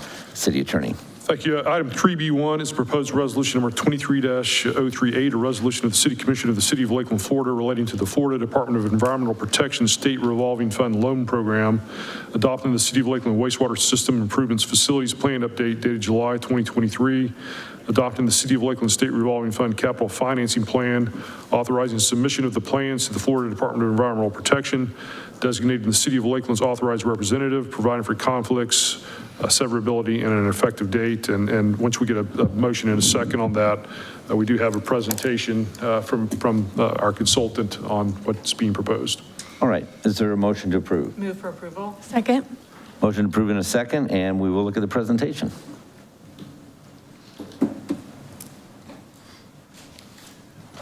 Good morning, Commissioners. David Bahan, Water Utilities. I did want to take just a few minutes to go through a little bit of history on the Western Trunk project, and then I'll turn it over to our consultant, who will just make a brief presentation as well. So as you're aware, the Western Trunk project has been highly talked about and publicized. So just to give you a little bit of background, the pipeline was originally built in the 50s and was rehabbed in the late 1980s. It is primarily a 36-inch pipeline. It's non-reinforced concrete pipe, which we refer to as NRCP. And when it was rehabbed in the late 80s, it was actually slip lined with a smaller pipe. So it went down from a 36-inch to a 30-inch pipe. Thus started our troubles as far as capacity concerns. It seemed like a great idea at the time. The technology at the time was the best around, but we've also found that the slip line itself has failed. The project limits for the project, or the Western Trunk, is from the Herschel Street to Sand Gully and Edgewood. And if you're familiar with that intersection, there's a pump station there. That is where this Western Trunk line will terminate, there at the pump station. The existing route is about 2.4 miles, and there have been some overflows on this line over the last several years. But I want to point out that growth is not the only issue with this line. This line is full, but it's not just because we've added users to it. It's because we have a lot of I&I, or what we call inflow and infiltration. So this picture, although it's not of the Western Trunk, it is just a typical picture of what we refer to as infiltration. Groundwater seeping in through cracks or joints of the pipeline itself. We have 5 private systems. We actually have more than that, but 5 private systems connect to this Western Trunk line that have significant I&I that we've estimated to be in the range of about 120,000 gallons per day of just groundwater going into this line. To equate that to the number of homes, that's about 450 residential units, single family. So it is a significant problem, but it's not just isolated to private systems, and I want to be clear about that. The city systems also has plenty of I&I, but we invest about $1 million a year to try to circumvent those issues. We slip line the lines that we know have high I&I, and we try to prioritize those projects throughout the year and every year in our CIP. So while I'm highlighting, we do have private systems that connect to the Western Trunk that contribute. It's not the only source of I&I. In fact, Lone Palm is a city system, and we do have significant I&I up there that we try to curtail every year. The other issue that we have with this Western Trunk is structural failures. This is a picture of Sand Gully Road a few years ago when we actually had one of those structural failures on the trunk line near the pump station. That closed the road for several weeks, and that is really when we determined that that slip liner inside the hose pipe is failing. And we noticed that water is coming in between the slip line and the host pipe. So aside from growth, we have a structural failure in this pipeline. So if we were not under the rapid growth that we are, we still would need to replace this line. Just wanted to point that out. In the meantime, I just wanted to show you or illustrate one of the things that we try to do when we have a development that is going to be connecting to the Western Trunk. When we find out about it, we review these the hydraulic conditions that the proposed development is going to give us, and we try to find out, see if we can find solutions. And one such case, Twin Lakes 3, which you've heard about most recently, is Friday, would connect to the Western Trunk. In order to accommodate this project, our hydraulic engineers identified a possible solution, a project that would reroute a force main, which is shown in this picture in blue, over to what we call the Eastern Trunk, which is over on the other side of the RP Funding Center. By rerouting that force main, we would now allow Twin Lakes 3 to come on to the Western Trunk. So as these projects come to us, we evaluate each scenario and we try to make a project happen that we can accommodate the additional flows.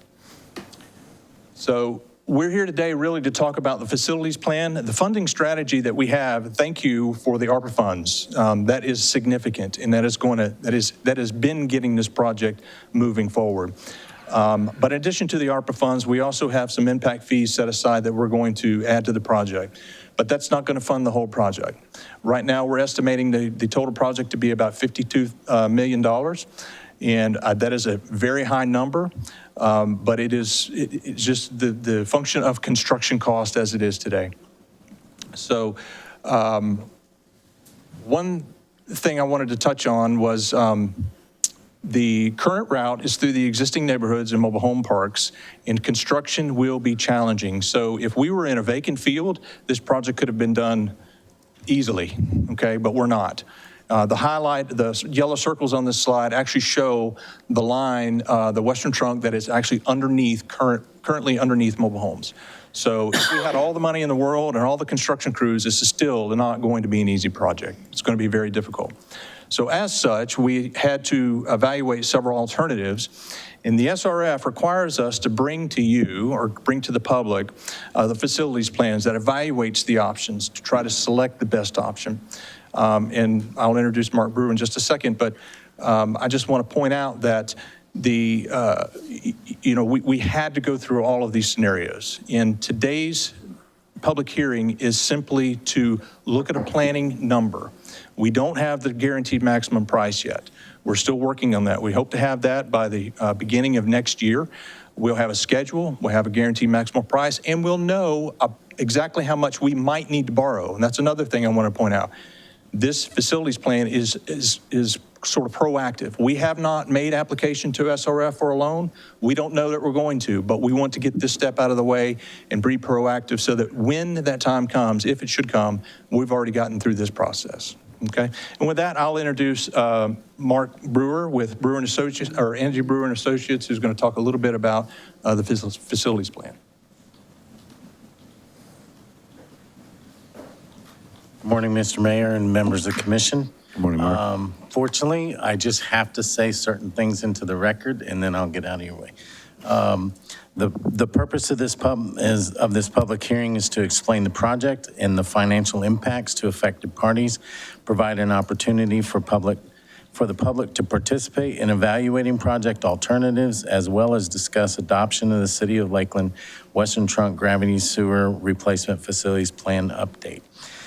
The proposed facilities plan updates includes the Western Trunk Gravity Sewer Replacement Project.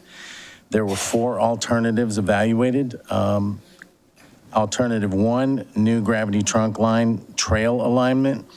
Alternative 2, new gravity trunk line Central Avenue / Pineland Street route. Alternative 3, remove and replace existing trunk line. Alternative 4, new gravity trunk line and pump stations. Alternative 1 was chosen as a selected alternative.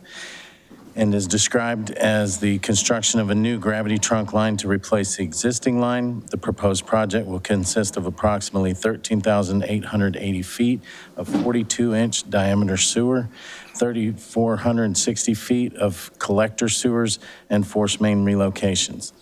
Once adopted, the City of Lakeland may avail itself of low-cost SRF funds for construction of the project contained in the facilities plan. Adoption of the facilities plan update and the capital financing plan by the City Commission is a step required to establish eligibility for the SRF program. Adoption of the plans will in no way commit the city to construct the project, nor does it commit the city to using SRF funding or FDP to offer SRF funding. And this is obviously an opportunity to allow for public comment. Certainly can answer any questions you may have for me. Any questions? Commissioner Reed. Thank you. Dave, I have a question for you, please. In reference to these mobile homes, we have to use eminent domain, or can we jack and bore, or a combination thereof? We have, the eminent domain is certainly an option. It's not one that we would want to exercise, especially if we've identified an alternative route that takes us away from that. We could jack and bore, but I would not want to put a new sewer underneath the mobile homes or any other home for that matter. And cost-wise, would there be a dramatic savings? For eminent domain versus? Yes. I would venture to say no. Eminent domain is very expensive. And we have identified this trail, Chastain-Skillman has identified this trail route to be really the most cost-effective measure or route to take. Commissioner Madden. Thank you, Mayor. Thank you. I had a couple of questions. One of them, I guess let's give all my questions and then you can answer.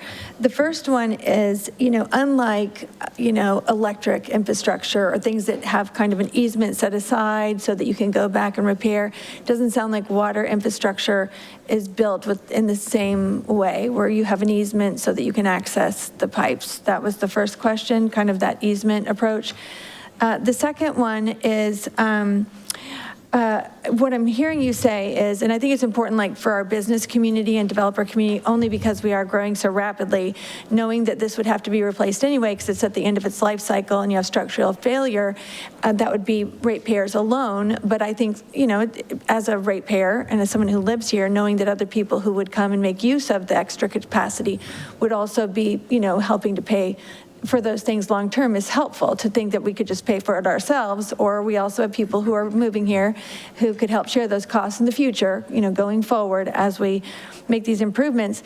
I do think it's, when you're thinking of buying a piece of land and building a business, you'd like to know if it's, the road is going to be reconstructed, or you're not going to be able to have any of your customers get there because of any number of things that would obstruct business coming to you. So just the predictability of folks, moving into an area knowing, oh, God, it's nice to know that, I don't want to buy that lot if it's going to be under construction or the road is going to be inaccessible for a certain number of times. So that's why I feel like this public hearing is really important, because, people need to see these maps and they need to have predictability. And if there are places that could be developed around this route, they need to know that this is going to be happening and it's a lengthy project. But what I hear you saying is, even though there are challenges and there are constraints and this construction project may be lengthy, if people are interested in this area along this route, they should not just say, oh, there's no possible way. Rather, phone call, the water department and have a conversation and see if there's a workaround. So I'm hoping people are hearing that, because what I've heard from people is, there's no capacity. We can't develop anything along Kathleen Road. Now we got Bonnet Springs Park and we've got this, prime development opportunities, and we can't make use of it because there's not water capacity, or wastewater capacity. So I think that's why you have a public hearing, right? So that you can kind of let more people hear what's actually happening, where the route is going to be. Yes, it's a structural, thing that we'd have to repair anyway, but as we're repairing it, we're giving more capacity, more opportunity for growth, and even while we're doing this, we still might have some options that people might not think we do based on just initial information. So number one is why are we not built on easements, and why is this so hard to, why are these under homes? Why does wastewater? And then secondly, developers who want to build maybe and they see this map and think that that's just not even an option. Certainly. So to the easement question, we do indeed build within easements and public right-of-way. It astonishes me how many segments of utility that we have in an area that doesn't have an easement, and why that is, we don't know. But it is not typical. It is typically within an easement. These particular mobile home parks, it could have been platted as such a way. It could have been outside. In fact, this probably was outside of the city limits at the time and was in the county. Just thinking about its location and where the city limits used to be. So who knows how that got, how it got put in without an easement. I really can't answer that question, but we do find them and we try to correct those when we do. So the short answer is we have easements most of the time. With regards to the development, you're absolutely right, Commissioner Madden. The sooner we know about any developments that need to connect to this line or get into this service area, the more time we have to try to evaluate what those options look like. And to date, I don't know that we have told anyone no. We've given them options to be able to find a way to connect. Sometimes it's downstream, sometimes it's honestly very costly, but it's options nonetheless. Other questions? Yes, Commissioner Music. Thank you, David. Yeah, that was my one question is that I see it on the screen that you've got 42-inch pipe, so you're upsizing that. For my own education, is 42-inch, can we go 48? Is there a reason when you're digging a hole, is there a point to where you don't get the return for the?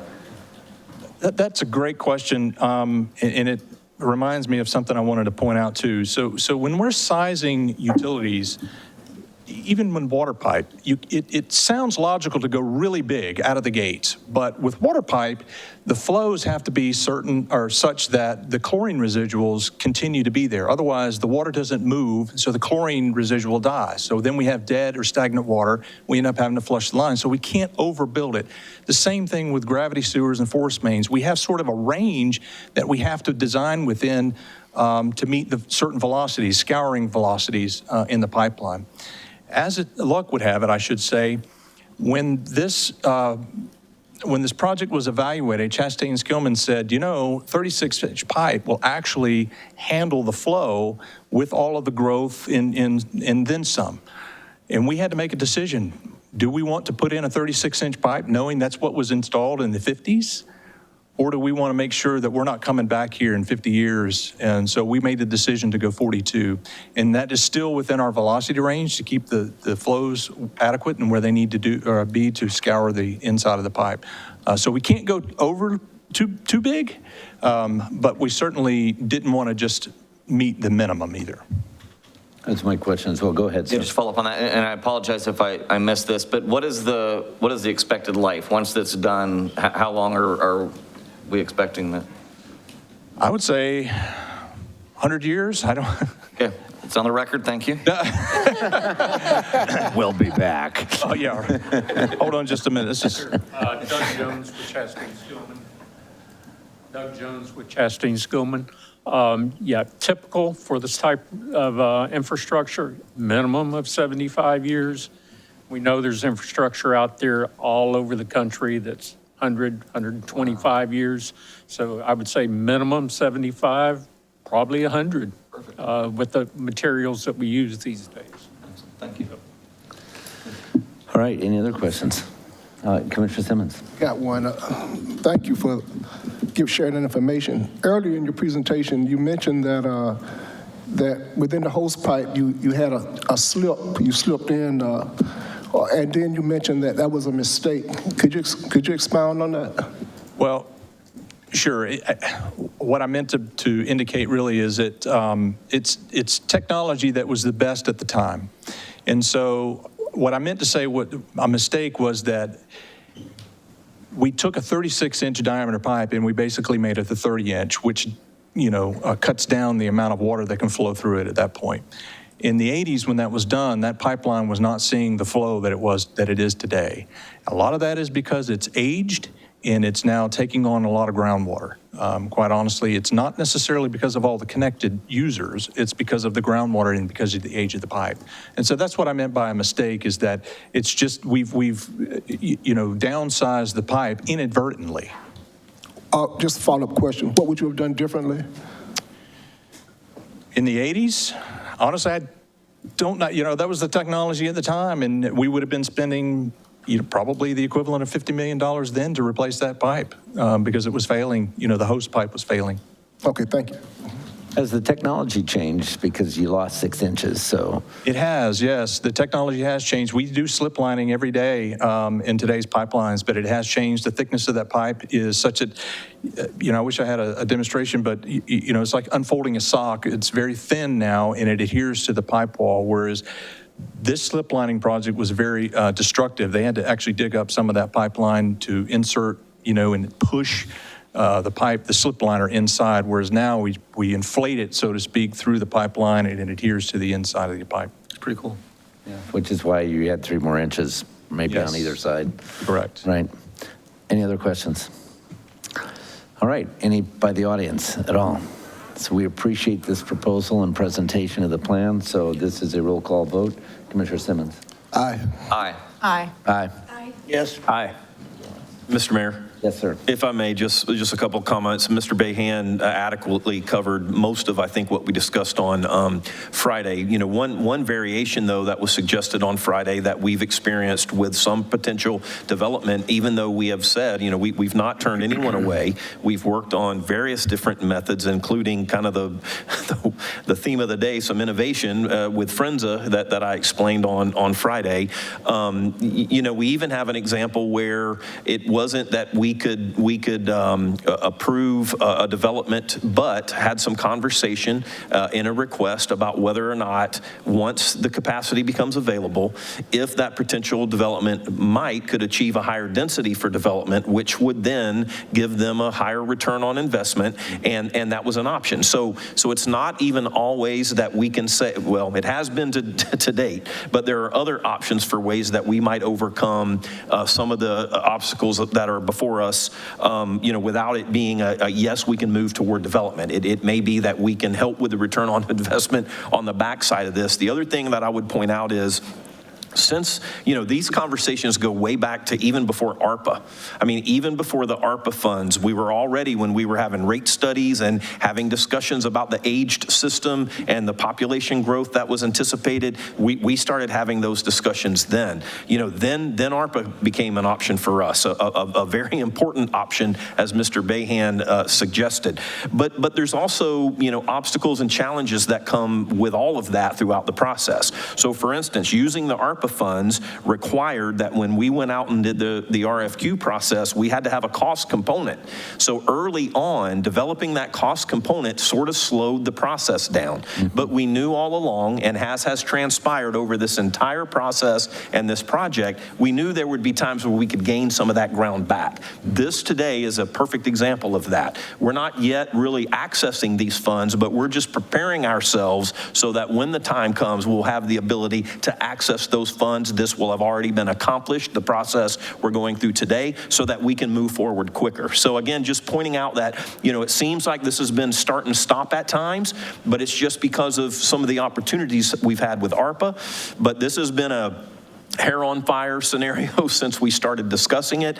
It's a complicated project, as Mr. Bayhan has laid out, but we're moving as quickly as we can, but working with all development opportunity.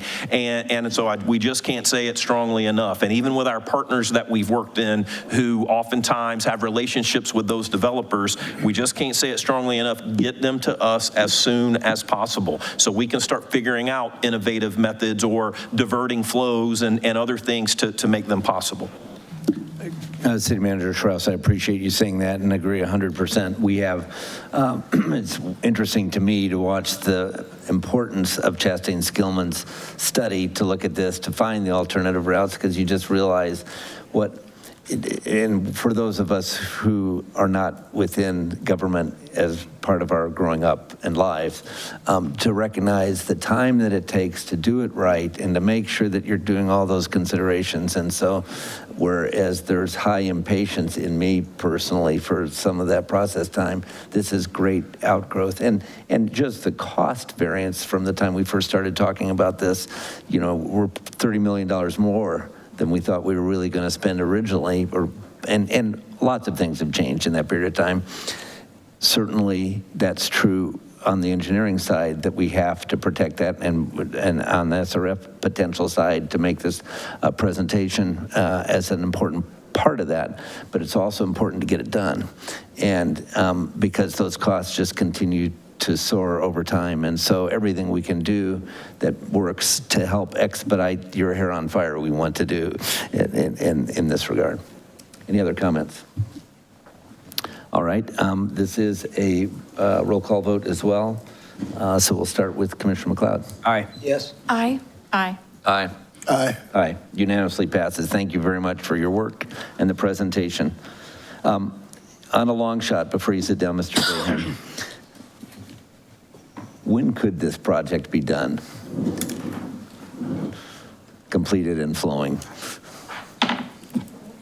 It's a great question. Maybe, might be by. So we have it scheduled tentatively to be completed by the end of 26, the end of 26. Okay. That doesn't mean we're going to start at the beginning of 26. As I mentioned, we have Chastain, Skillman, and Garney are working on getting us together the guaranteed maximum price as well as the schedule. One of the things that we're hopeful is that once we see that, there might be ways to value engineer some of the things that go into the project and see where we can cut the schedule. So right now, we're pretty confident we can meet the end of 2026. Good. All right, thank you very much. That's helpful. And as City Manager Strauss pointed out, we have other alternatives, and so bring it to us if you want to develop it. And I think your point, too, is wonderful for the developer standpoint, the coordination and greater density opportunities that coordinating that timing makes projects feasible nearer term for them to start. By the time we get all done, these things can kind of flow together. All right. We're at item 2. Next is proposed resolution number 23-046, a resolution relating to assessments, determining the necessity for having cleaned and cleared certain properties within the city of Lakeland, providing for the assessment of liens against such property for expenses incurred in the cleaning and clearing thereof, providing an effective date. Move to approve. Second. Motion to approve in a second. Discussion by commissioners. Any discussion by members of the audience? Seeing none, Commissioner Simmons. Aye. Aye. Aye. Yes. Aye. Aye, unanimously passes. Next is proposed resolution number 23-047, a resolution of the City Commission of the City of Lakeland, Florida, authorizing execution of an airport improvement program grant agreement with the Federal Aviation Administration to receive federal funding for an aircraft rescue and firefighting vehicle at Lakeland Leonard International Airport, adopting findings, providing an effective date. Move for approval. Second. And a second. And discussion by commissioners. We've seen this presentation. You got a picture of one? Yeah, we do. I think we have a picture today of it. It's a monster. Yes, sir, we do. Give me 1 second to pull it up. Adam, it looks a little like something from the Transformer movies. But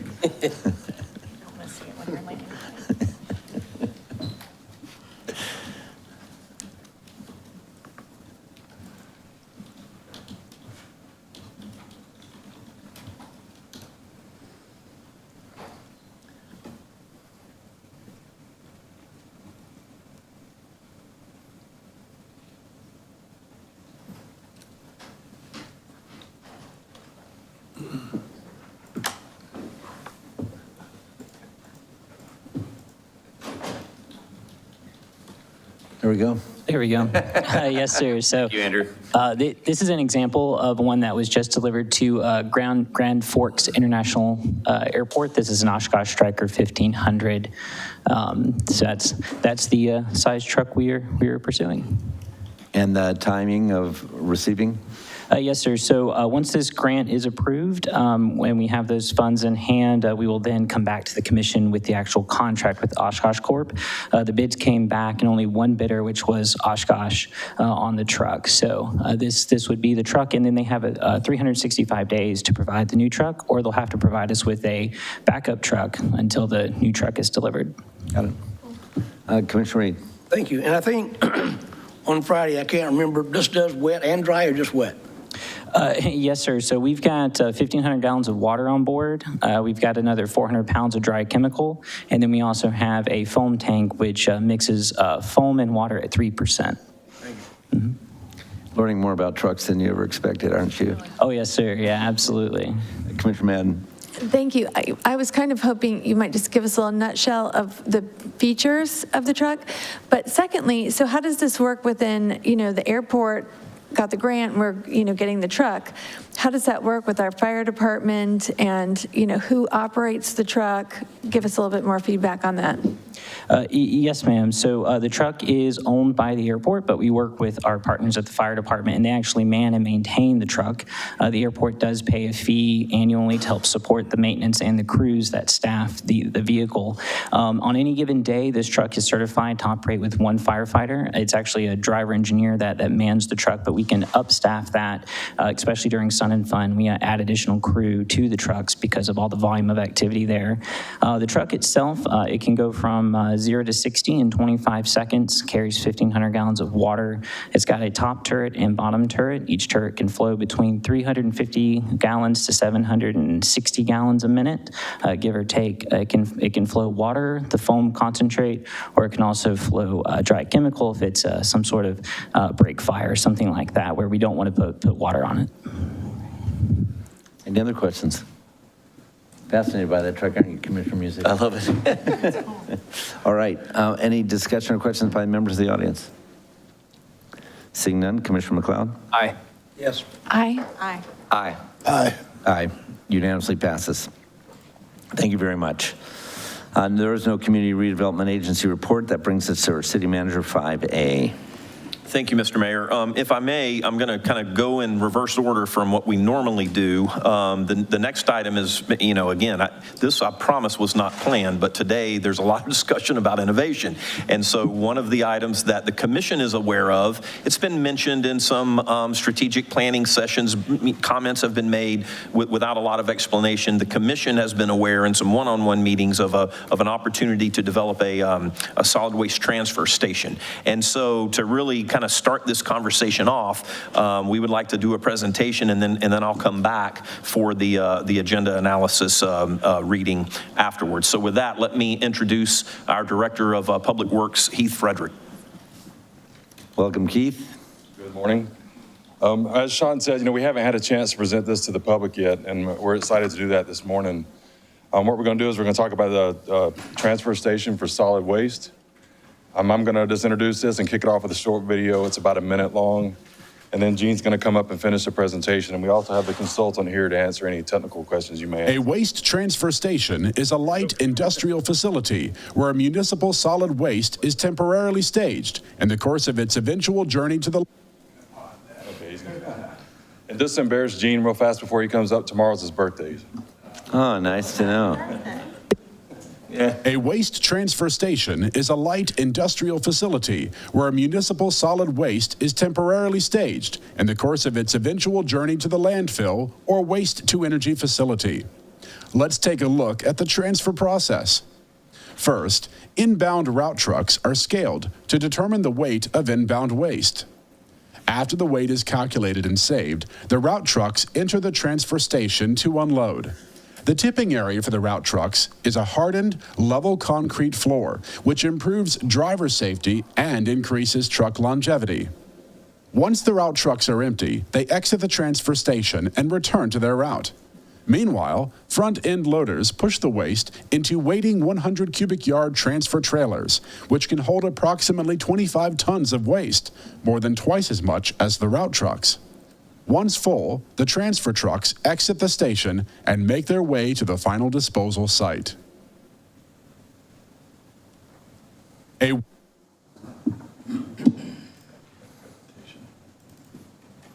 Morning, Mayor, Commissioners. Good morning. Again, Solid Waste Manager, Solid Waste and Recycling Manager. As soon as he gets the presentation back up, I will start off with the benefits of a transfer station. And we're almost there.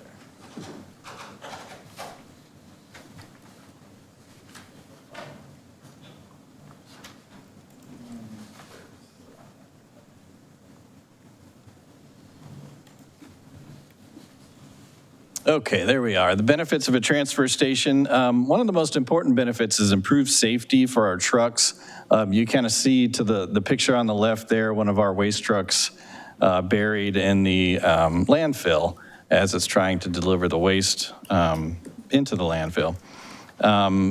When a truck goes down like that, the waste gets pulled up into the drive shafts, and there's a lot of damage to fuel tanks and hydraulic lines that all run underneath the truck for operation. The other benefit is route efficiency. Route efficiency for operations of solid waste and recycling collection throughout the city. And then trucks, solid waste trucks have almost reached 400,000 in price. And what I'm hoping that the transfer station can do, since we'll be using a level concrete floor to dump on, is to extend the life of those trucks. If I can extend a solid waste truck 2 years and get an additional 2 years of service out of it, that's going to be quite a bit of money down the road. It also will, the transfer station itself will be part of the Solid Waste Enterprise Fund and could return to the city for benefit there. We're in hurricane season, so it could also provide a location to be prepared for hurricanes and the excess debris that comes after a hurricane. And then it gives us flexibility in disposal. A lot of people think of just the landfill is where the Class 1 waste goes. Class 1 waste is typically what comes out of your kitchen in a garbage bag. That is considered Class 1 waste, and we have Class 3 waste, which is mattresses, furniture, and all those things that won't rot and stink. So we can separate all those things and get them to the proper location. And then we also have access to recycling in the, possibly in the waste coming in the door where it's mixed in with regular trash. And the next slide, please. So the map you see kind of in the upper left, you see the green arrow. That's the potential location of the transfer station. In the bottom left of that, you see it's the concept design of the transfer station on the selected piece of property. And that is considered, the area you see in the map is considered the waste shed. And the way I look at the waste shed for this transfer station is northern Polk County and basically the I-4 corridor. So all the waste from northern Polk inside the city of Lakeland and then along the I-4 corridor could enter the transfer station and then go to a final location after that. And that is the yellow box is the site that we have selected for the transfer station. And that just, the inside the red ring just kind of gives you an idea of where it is compared to other. It is located on Cumbie Road. It's about 16-acre parcel. It's part of about a 250-acre parcel that the city owns. Up in the upper left is the power plants, and the white roofs on the right-hand side are Saddle Creek. Mm-hmm. So it kind of gives you an idea of where it is.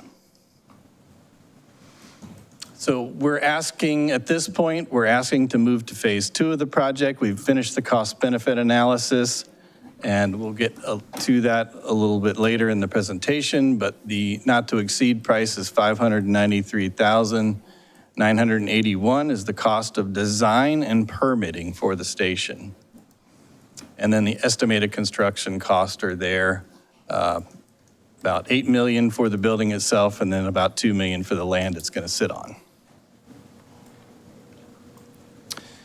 So during this process of the design and permitting phase, we'll develop the conceptual design of the transfer station. We'll refine the CapEx estimates for the station. Then we will start working with local and state officials for permitting of the transfer station, all the things that will be required to operate it.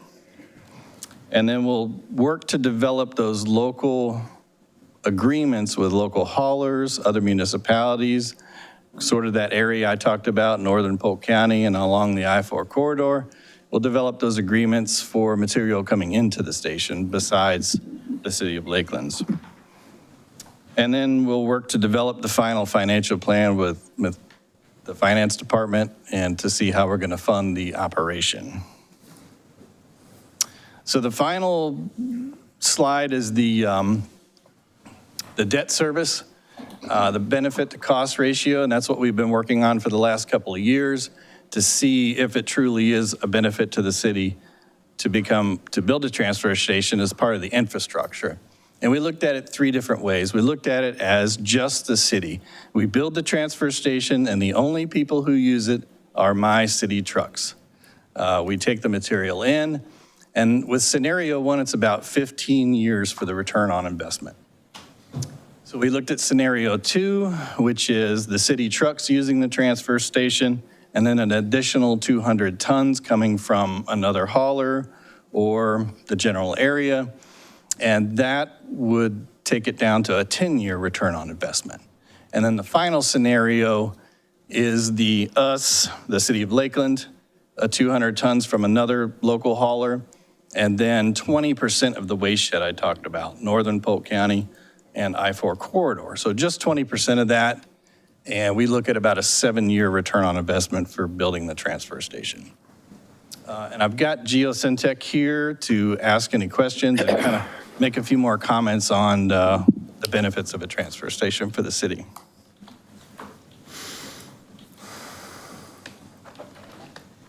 Hi, Sarah Gustitis Graham from Geosyntec. So Gene hit a lot of the high notes on this slide. You can see the benefit cost ratio is what we captured here. This is kind of one of the high level takeaways from the cost benefit analysis that we did last year. And as Gene mentioned, we do expect this to have a return on investment. Whenever you see a benefit cost ratio higher than 1, that means that you're gonna have benefits that exceed the costs of the project. I think you hit the I would assume that includes that when we're adding more, in scenario 3, for example, that we are adding more trucks as well for the hauling. Right, so more trucks and also just the rest of the operations that are affected by that. Things like wear on the tipping floor might accelerate a little bit. So yeah, we took into account the accelerated operating, or excuse me, not accelerated, but the higher operating costs related to processing more tonnage through the transfer station. And were there any limitations on our utilization with that increased capacity, or is that all part of the flow that can work? So we're planning to construct or rather design the transfer station larger than the capacity that the city needs. And we projected out in our report too, the projected capacity that the city would need for 20 years going forward, which was 500 tons per day. And we plan to design the transfer station for substantially more than that. And so what would your recommended scenario be? The recommended scenario? So scenario 3 gets you the most quick return on investment, and you get the additional tipping fees from the additional customers coming through and using. These benefit cost ratios are really with tipping fees that would just cover the operating expenses, but it really depends on what the market can bear. You can potentially even increase tipping fees to generate extra revenue for the city. So I think the more trucks that you can get in and be able to manage those customers, whatever Gene is comfortable with, I think that would be beneficial. And at the risk of being redundant, and you wouldn't redesign the facility if you were choosing scenario 3 to have more capacity? Correct. So when we go through the design, we've considered that added capacity and Lakeland's necessary capacity. And of course, in 20 years, you have the choice to take customers out if you need to make it so that the city's capacity gets handled first. But we absolutely are considering projections both in terms of the city's population growth and what potential customers would bring in. Commissioner McLeod. Thank you, Mayor. Thank you for the presentation. Timeline in terms of, and I know this is design and permitting, but for the actual construction of the transfer station. And then a second question, you have mentioned the city of Clearwater as an example that has one. Where are other places where we would find a transfer station like this? I know the city of Tampa operates 2 transfer stations. Hillsborough County, I think, operates 2 transfer stations as well. The city of Clearwater's transfer station is actually, they are the only ones that use it. So city of Clearwater trucks, they built it. And so looking at my final slide, you're looking at the Clearwater transfer station that they built a few years ago. And so there are several private transfer stations. I know Pinellas County has Clearwater's transfer station, and I believe 2 others operated by Waste Management, and I can't remember the third one, but yeah, so Pinellas County has 3 or 4 transfer stations in it. And then the timeline for construction of ours, what are your thoughts on that? So the design and permitting phase is going to be about a year-long process, working through the FDEP once we get the plans developed. And then I believe construction is about 2 years. Yeah. So it looks like 2027 we might have the doors open, 2026. You'll be 40 by then. I know. Thank you. Commissioner Reed. Thank you. This $8 million cost, is that predicated on the 12,000 square foot building or the 20,000 square foot building? I believe it's a 20,000 square foot building. It seems pertinent, obviously, if we're going to have an enterprise system, it makes sense to plan and diversify our costs by having other people use it. And the other question is, how much life do you think is left in the landfill? I will go on what was reported to me from Polk County, and that was 140 years left on the landfill. Hope we can add to that for them a little bit. I mean, not so much life, but help fill it up a little quicker, maybe. That's what I was told, was 140 years life expectancy of Polk's landfill. Commissioner Music. Just wanted to confirm with Geosyntec that the projected 20 years out was the number that you used, and you're building it, so obviously there's tons of excess until we hit that point, and then if that math works out, that in 20 years we will be at that threshold. Is that correct? Exactly. And so you can use that excess space for, storing it for longer than running your trucks at optimal times a day so that your transfer trailers aren't hitting the traffic. Gene mentioned having accessibility to the recyclables on the floor. You could use that to kind of segregate out recyclables if needed. So you would have excess space until you eventually hit that capacity, yes. Very good. Commissioner McLeod. Thank you. Can you talk about the marketplace for the transfer station and the scenarios based on having other customers and haulers and our confidence in that and being, people being interested in using it? It's really about, when I came up with the idea for this to help manage Lakeland's growth, I was contacted by a couple of local waste haulers, and they were very interested in not only delivering material, but helping us with this operation as well as a potential partnership. So it's out there. I'm confident it'll come with waste hauling. It's all about efficiency. Right. How fast can we get the trucks empty and how fast we can get them to the next customer. So this really helps, especially when you don't have to run 15 miles to a landfill or a disposal facility and you can only run 5. So it's all about efficiency.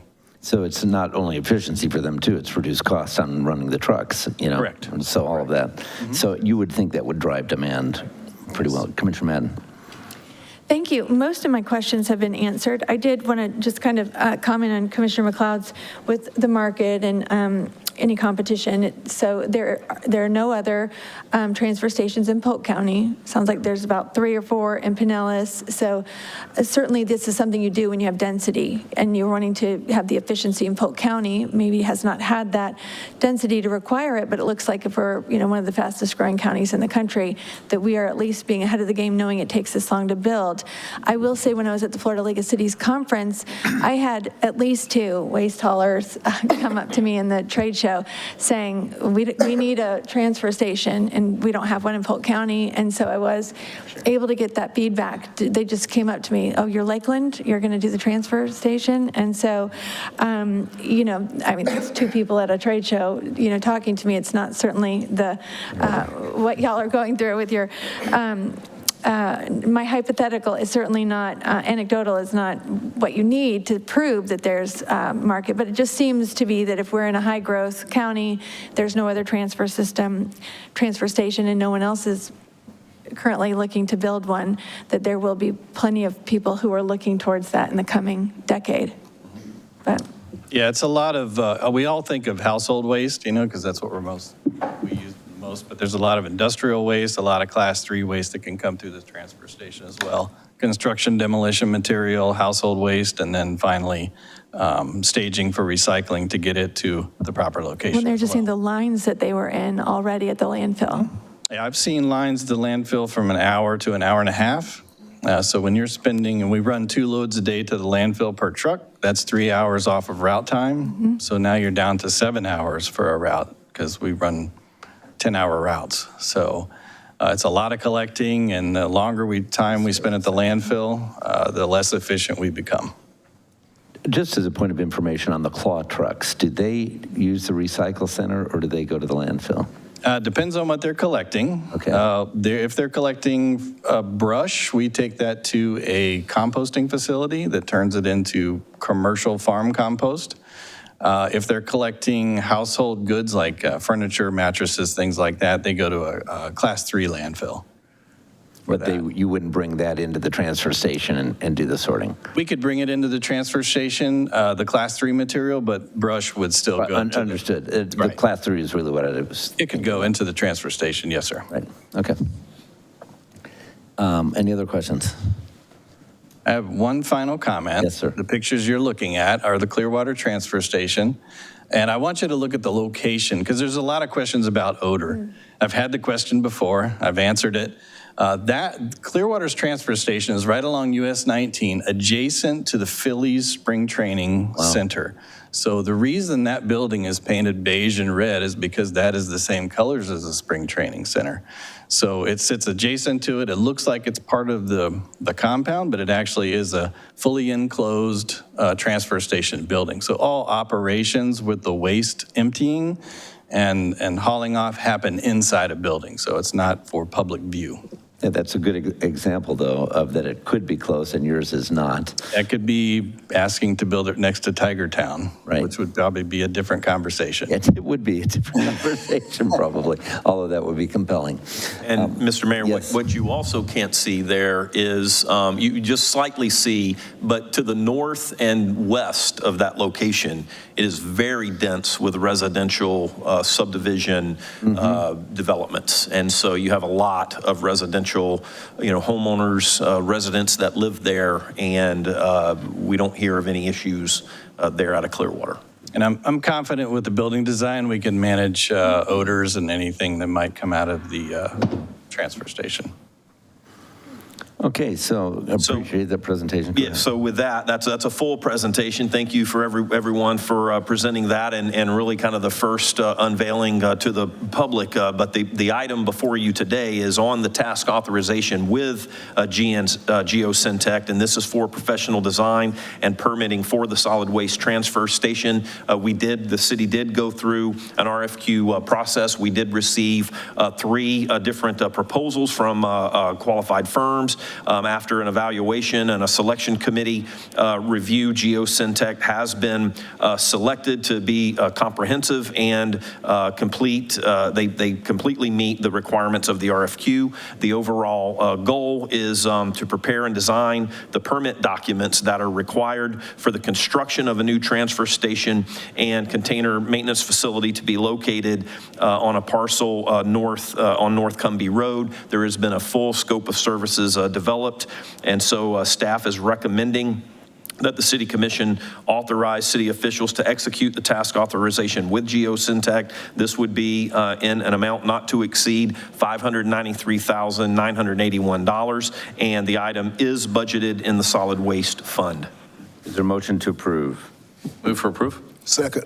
Motion and a second, discussion by commissioners in addition. Commissioner Reed, did you have another question? I'll wait till later. I'll catch him in a minute. All right, okay. Any questions or comments by the members of the audience? This is a voice vote. All those in favor signify by saying aye. Aye. Opposed, same. Unanimously passes. Happy birthday from the commission. Thank you. All right, that brings us item 2, B. Thank you. Item B is a recommendation regarding the ratification of a collective bargaining agreement with the Utility Workers Union of America, Local 604. And in this particular instance, it's representing the bargaining unit employees in Lakeland Electric. In a moment, we will have a discussion about the water utility. The UWUA, which is the bargaining unit, they represent approximately 170 employees at Lakeland Electric. The most recent collective bargaining agreement for Lakeland Electric will expire September 30th. There has been negotiations for a successor agreement. The agreement that is proposed is a 3-year collective bargaining agreement, and it has been ratified by the respective Lakeland Electric unit employees.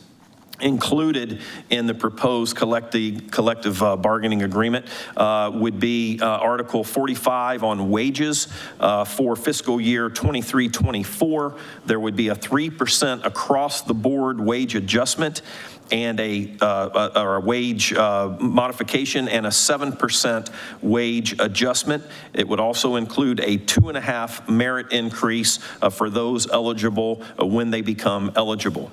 For the second year of the contract, which would be fiscal year 24-25, there is a 1.5 across the board or an across the board that's approved by the City Commission for the general employees, whichever is greater. You oftentimes will hear that referred to as a Me Too clause.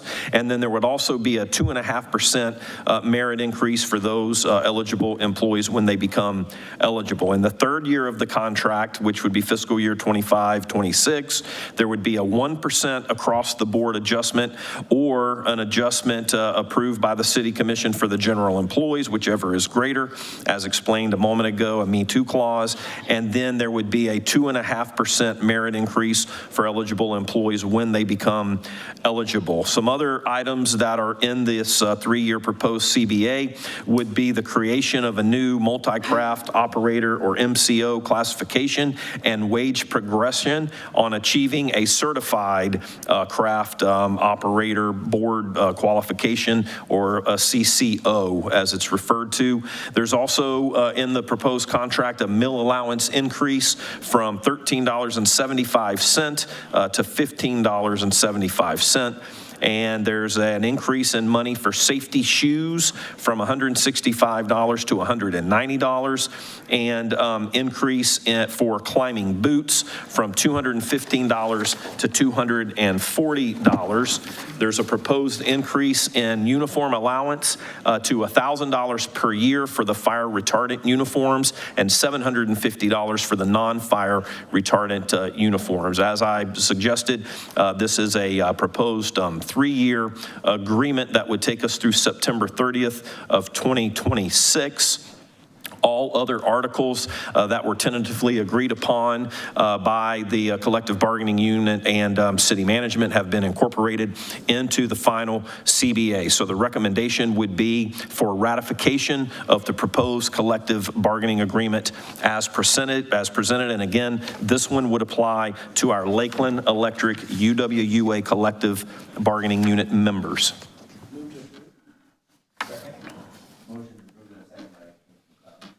And discussion by commissioners. Any discussion or questions by members of the audience? All right, we will take a voice vote on this. All those in favor signify by saying aye. Aye. Opposed, same. Unanimously passes. And I want to applaud all the parties that were part of this process, because this is getting something done in advance of its termination is a job well done. Thank you very much. Thank you. C, Okay, the next item similarly is also related to the CBA or the collective bargaining agreement. And this is with, again, the UWUA, but this one is for the employees that are in the Lakeland Water Utility. Their current collective bargaining agreement expires on September 30th, 2023. This is also a 3-year collective bargaining agreement proposal, and it also has been ratified by those water unit employees. Some of the articles to discuss similarly to Lakeland Electric, again, for the water utility would be Article 45 on wages. The fiscal year 2023-24 first year of the contract would include a 3% across the board and a 3.5% wage adjustment, also a 2.5% merit increase for those eligible employees upon the dates that they become eligible. In the second year of the contract, fiscal year 24 and 25, it would include a 1.5 across the board or an ATB approved by the City Commission for the general employees, whichever is greater, again, similar to the Me Too clause. And then it would also include a 2.5% merit increase for eligible employees when they become eligible. The third year of the contract, fiscal year 25 and 26, would be a 1% across the board or an across the board approved by the City Commission for the general employees, whichever is greater, similar to the Me Too, and also a 2.5% merit increase for eligible employees when they become eligible in that third year. There's also been adjustments to our Article 33, which is the meal allowance, and that would be an increase from $13.75 to $15.75. And then for safety shoes, an increase in the reimbursement for safety shoes from $165 to $190. Also for premium pay, there would be an increase from the current $1 to $2 per hour during the defined time period that meets the qualifications for premium pay. Again, the term of the agreement would have this CBA effective through September 30th, 2026, an overall 3-year agreement. All other articles that were tentatively agreed upon by city management and the collective bargaining unit have been incorporated into the final CBA. So it would be recommended that the City Commission ratify this collective bargaining agreement, again, with the UWA water utility represented employees. Move to approve. Second. Motion approved and seconded by Commissioner Madden. Discussion by commissioners. Commissioner Reed. Manager, Mayor, Sorrell, this will be effective in their paycheck October 1? Yes. Thank you. Other questions? All those in favor, or any questions by any members of the audience? Sorry. Seeing none, all those in favor signify by saying aye. Aye. Opposed, same. Unanimously passes. Again, the same compliments, getting that done in advance. Mr. Mayor, if I may just add on to that, the team, Mike Brossart has been a lead for the city. Charlie Martin is in the room. Several of the other department directors that are related. This is the, I believe we had a closed session last week, and this is the first time we have not been at impasse over these collective bargaining agreements. And so to get them done ahead of their expiration and to be ready for October 1 is a fantastic job. Our relationships with our collective, and I say it again, our collective bargaining unit members, they're our employees, and so our relationships with them continue to improve. We've been able to kind of standardize some of the processes that weren't in the past, where we're looking at market, wage studies and how we determine where in the past maybe it was just the collective bargaining members threw a number out, the city threw a number out, and then we kind of wrestled, to meet somewhere in the middle. Now we do those studies, and it makes the process much more effective. So great job, Mike, Charlie, everybody else involved, and we certainly appreciate the work that was done by those collective bargaining members and their representatives. Thank you, sir. Very much so. Thank you, Charlie. Appreciate it. That brings us to City Attorney 6B2. Thank you, Mr. Mayor. The Florida Housing Finance Corporation, which is a state agency that incentivizes affordable housing development projects, has advertised for another round of tax credit financing for the current fiscal year. Their program favors applications that are supported by and partially financed by the local governments that the proposed development would occur in. So to dovetail with this program, the City of Lakeland's Housing Division did a request for applications and is offering to provide up to $460,000 to a developer of affordable housing in the City of Lakeland to assist with their application to the state for the state funds. We submitted the RFA on July, and there was only one respondent for that to that RFA. That was Twin Lakes III LTD. That is an affiliate of the Lakeland Housing Authority. David Bahan in his presentation earlier showed you where that is, in that Hartselle Avenue area. So this is a request for the City Commission to support Twin Lakes Twin Lakes 3 application to the state in the amount of $460,000. What they are proposing is to raise the existing units of the former Westlake Apartments and construct 86 new multifamily units. 77 of those units would be designated for households earning 51 to 60% of the area median income, and the rest would be reserved for those with between 31 and 50% of the AMI bracket. 74 of the 86 units would have 2 bedrooms or more. So we are just simply seeking the City Commission's approval to support this project in the amount of $460,000. The funds for the project would come out of the Midtown CRA's FY24 budget. Is there a motion to approve? So moved. Second? Second. Discussion by commissioners. Any discussion or questions by any members of the audience? This is a voice vote. All those in favor signify by saying aye. Aye. Opposed, same. Unanimously passes. Thank you for the work on this. Appreciate getting it done, and they're important to get done. And takes care of some blighted area at the same time, so that's wonderful. That brings us to item 4, sir. Item 4 is a proposal for KED Group for the City of Lakeland's Water Department's annual purchase of a polymer blend supply for the upcoming fiscal year. The polymer products are used to bind biosolids at our wastewater treatment plant, or actually both of our plants, that facilitates the transportation and disposal of those products. Between the Glendale and the Northside wastewater treatment plants, the city uses approximately 368,000 pounds of polymer blends per year. That's an estimate at $1.76 per pound. KED Group would provide our annual supply need at the cost of $647,680. That's an estimate, so that may vary a little bit, but the amount is funded in the water utilities upcoming fiscal year budget. That's recommended for your approval. Motion to approve. Second. Motion to approve in a second. Discussion by commissioners. No binding statements. Okay, any by members of the audience? Seeing none. All those in favor signify by saying aye. Aye. Opposed, same. Unanimously passes. Good dad joke. That's what I am. Finance Director, 5A, or 7A, I'm sorry. Yes, good morning.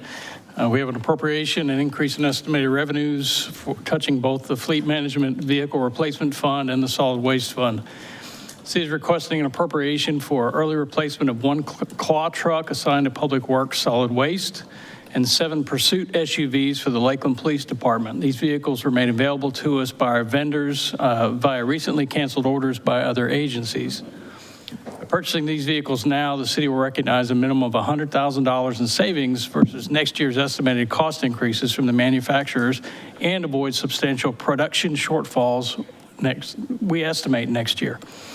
Claw truck is awaiting final assembly, and the police SUVs can be delivered within a few weeks. The costs associated with these vehicles are as follows. 7 Interceptor vehicles are $57,000 apiece for a total of $399,000. All of those monies are available within the Vehicle Replacement Fund. The 1 claw truck is $260,811. We have $190,630 available in the Vehicle Replacement Fund, with an appropriation of $70,181 from the unappropriated surplus of solid waste. So the total purchase cost for all 8 vehicles is $659,811. So therefore, it's requested the City Commission authorize an appropriation and increase in estimated revenues in the Fleet Management Vehicle Replacement Fund of $589,630, along with an appropriation of $70,181 from the unappropriated surplus in the Solid Waste Fund for purchase of one claw truck for Public Works Solid Waste and 7 Pursuit SUVs for the Lakeland Police Department, totaling $659,811. Is there a motion to approve? So moved. Second? Motion approved in a second. Discussion by commissioners. Any discussion or questions by members of the audience? Seeing none, all those in favor signify by saying aye. Aye. Opposed, same. Unanimously passes. That brings us to our utilities section, 8B1. We have the quarterly fuel charge resolution for your consideration this morning. That is proposed resolution number 23-048, resolution relating to the electric utility, making findings, establishing the fuel charge for all customer classes for meters read on or after October 1st, 2023, amending time of day fuel charge for applicable rate classes, repealing resolution 5825, providing an effective date. Move for approval. Second? Any discussion by members of the commission? Any questions by members of the audience? I'll just to expand on that, the fuel charge is going down from $55 to $45 per megawatt hour. You just want to make sure we got that one in there. The word down is. All those in favor signify by saying aye. Aye. Excuse me, this is a roll call vote. Commissioner Simmons. Aye. Aye. Aye. Aye. Yes. Aye. Aye. Unanimously passes. That brings us to item C1, Ramona Siriani. Good morning, Ramona Siriani for the City Attorney's Office. This first utility item that we have is an agreement with Crosby Systems, Inc. This is for the purchase of a combustion turbine blanket insulation system for Macintosh Unit 5. The current blanket insulation system is a 5-year-old system that needs to be replaced.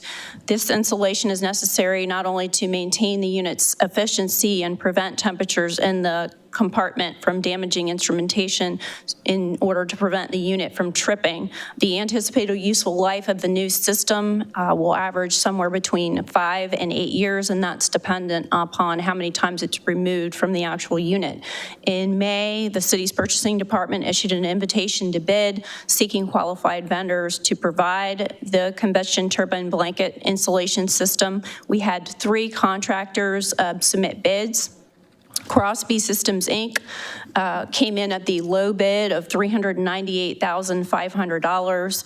Pursuant to that bid, Crosby will design, engineer, fabricate, and provide all labor tools, materials, and equipment for the insulation system. And upon your approval by the City Commission, the city will issue a purchase order for the insulation system, which will be installed during Unit 5's fall outage, which is scheduled for October 4th through November 23rd, 2024. And Crosby will be performing all services in accordance with the terms and conditions of the bid and also their proposal. And that $398,500 cost is included in Lakeland Electric's FY24 budget, and this did receive unanimous favorable approval from the Utility Committee on Friday, so we would ask for your approval. Move for approval. Second. Motion to approve in a second. Discussion or questions by commissioners? Just got one. Yes, Commissioner Simmons. I'm looking at the Crosby bid of $398,500 and the Arnold Group bid of $821. That's more than double. Any reason for that being? You can ask Miles to come. Good morning, Miles Dentler, plant manager for our generating units. Yes, sir, the Arnold Group is the Cadillac of the insulation systems. They have a substantial warranty period just with the life expectancy of our unit and being up in age. We really couldn't come to a business case to justify that and bring that to your approval. Thank you, I appreciate it. No compromise, though, in your mind, Miles, with respect to the Crosby blanket? That's correct. They're all approved Siemens vendors. They can go directly to them for the 3D dimensions of the unit front to back. They're all approved. We did reach out to their references and Siemens directly and kind of talk through as part of our assessment. Good. That's correct. Thank you. Yes, sir. Any other questions or comments? Any by the audience? Seeing none, this is a voice vote. All those in favor signify by saying aye. Aye. Aye. Same. Unanimously passed. The next item that we have is a rental extension agreement with Williams Scotsman, Inc. for modular offices at McIntosh Power Plant. If you recall, the City Commission approved back in April of 2022 an agreement with WillScot for a one-year lease of 2 triple-wide modular offices. This was to temporarily house Lakeland Electric employees that were displaced because of the demolition of units 1, 2, and 3. Those employees then occupied the modular units out there in June and July of 2022. Approximately 16 staff members are still working in those offices. Some of those staff members will be relocated with the remodeling of Unit 5's third floor office space, which the City Commission approved at the last commission meeting. If you recall, a contract with Semco Construction. Accordingly, Lakeland Electric staff is seeking to extend the city's existing rental agreement with WillScot for a period of 1 year. Those dates would be retroactive to June and July 2023, respectively, upon commission approval. The total cost for those 2 modular offices for that one-year rental extension is $125,469.52. That is included in Lakeland Electric's FY23 budget. This received unanimous favorable approval by the Utility Committee on Friday, and we would ask for your favorable approval. Is there a motion to approve in a second? Second. Discussion by commissioners. Commissioner Reed. Thank you, Mayor. Unfortunately, I had to leave earlier that day. Was there any discussion on why we didn't buy these, or and we have an option to buy these after it's over to do something? I mean, anticipate I can say these are temporary solutions for housing those employees, and Mile can probably add to that, but that's the purpose of having them. That is correct. So all these employees were in 2 administrative buildings on the south side of the McIntosh site. It was kind of a wash. Those buildings were older. All the infrastructure ran through Unit 3. So we turned that over as part of the demo contract to those folks, and they're currently housed in those 2 old admin office buildings. So it's part of the demolition that when they're done, they're going to level those 2 admin buildings. These trailers, however those negotiations worked out, they could have taken shape a little different. Either way, we would have incurred the cost at the end of the day. So they are just temporary. This is an extension for 1 year, which will allow us to displace folks out of the 1 trailer. We have 2. The other one we probably will come back in a year until we can get the new admin building made, which was in FY23. It got put on hold for budget reasons, mostly related to Unit 5's rec. So we're still working towards that as we covered that with the bond funding. It'll just take a longer time for site permitting and design and engineering of a new admin building. Thank you. And when the admin building is in, you anticipate everyone can be in that building? Yes, sir. The additional office space we need, that's correct. We're trying to centralize it around Unit 5's control building so everyone's in the same general vicinity or within walking distance of each other. Sure. Any other questions? Any from members of the audience? Seeing none, this is a voice vote. All those in favor signify by saying aye. Aye. Opposed, same. Unanimously passes. Thank you very much. That ends that section. Opens up any audience comments that anyone may wish to make. Seeing no members from the audience, that'll take us to mayor and members of the City Commission for any comments they wish to make. Commissioner McLeod. Thank you, Mayor. Did we say for the Youth Council the next step for communicating with the students? Do we just...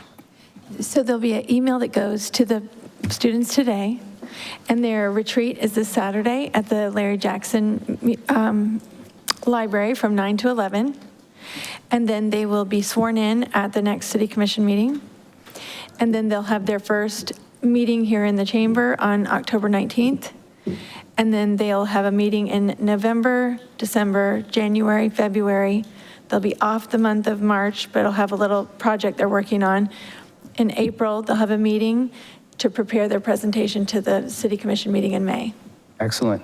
Thank you. Thank you. That was a syllabus. I know, that was great. I was really just making sure that we were notifying them, but Would you like to see the PowerPoint presentation for Saturday?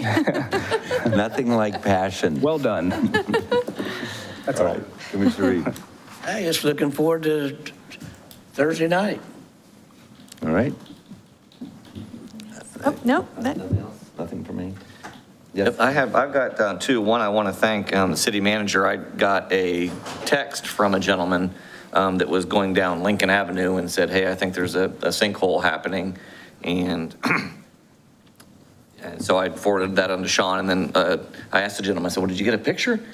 He said, no, and I said, okay, no problem. Anyway, later he sent me a picture of it and forwarded it on, but he responded quickly, got the proper teams right out there. So, and that was yesterday when most people were not working, so I appreciated that. And then two, I had a question. I have another citizen who reached out to me, and they live on Young Place, I believe. Right around the corner, there is a house that is just trash. It's like they had a garage sale 6 years ago and left it. And it's just getting worse. And so I have that address I can give you privately afterwards, but I just wanted to let them know that I was going to reach out to you guys and see, because it's something they've reached out to me. I believe officers maybe have been by. It's just really bad. So just wanted to make sure I got that to you. But Good. I don't have anything. Seeing no other comments, we are adjourned. Thank you. Yeah, I've got to get back to my office. oh, wow. I'll be right, yeah, right on it. Gotcha. That'd be great.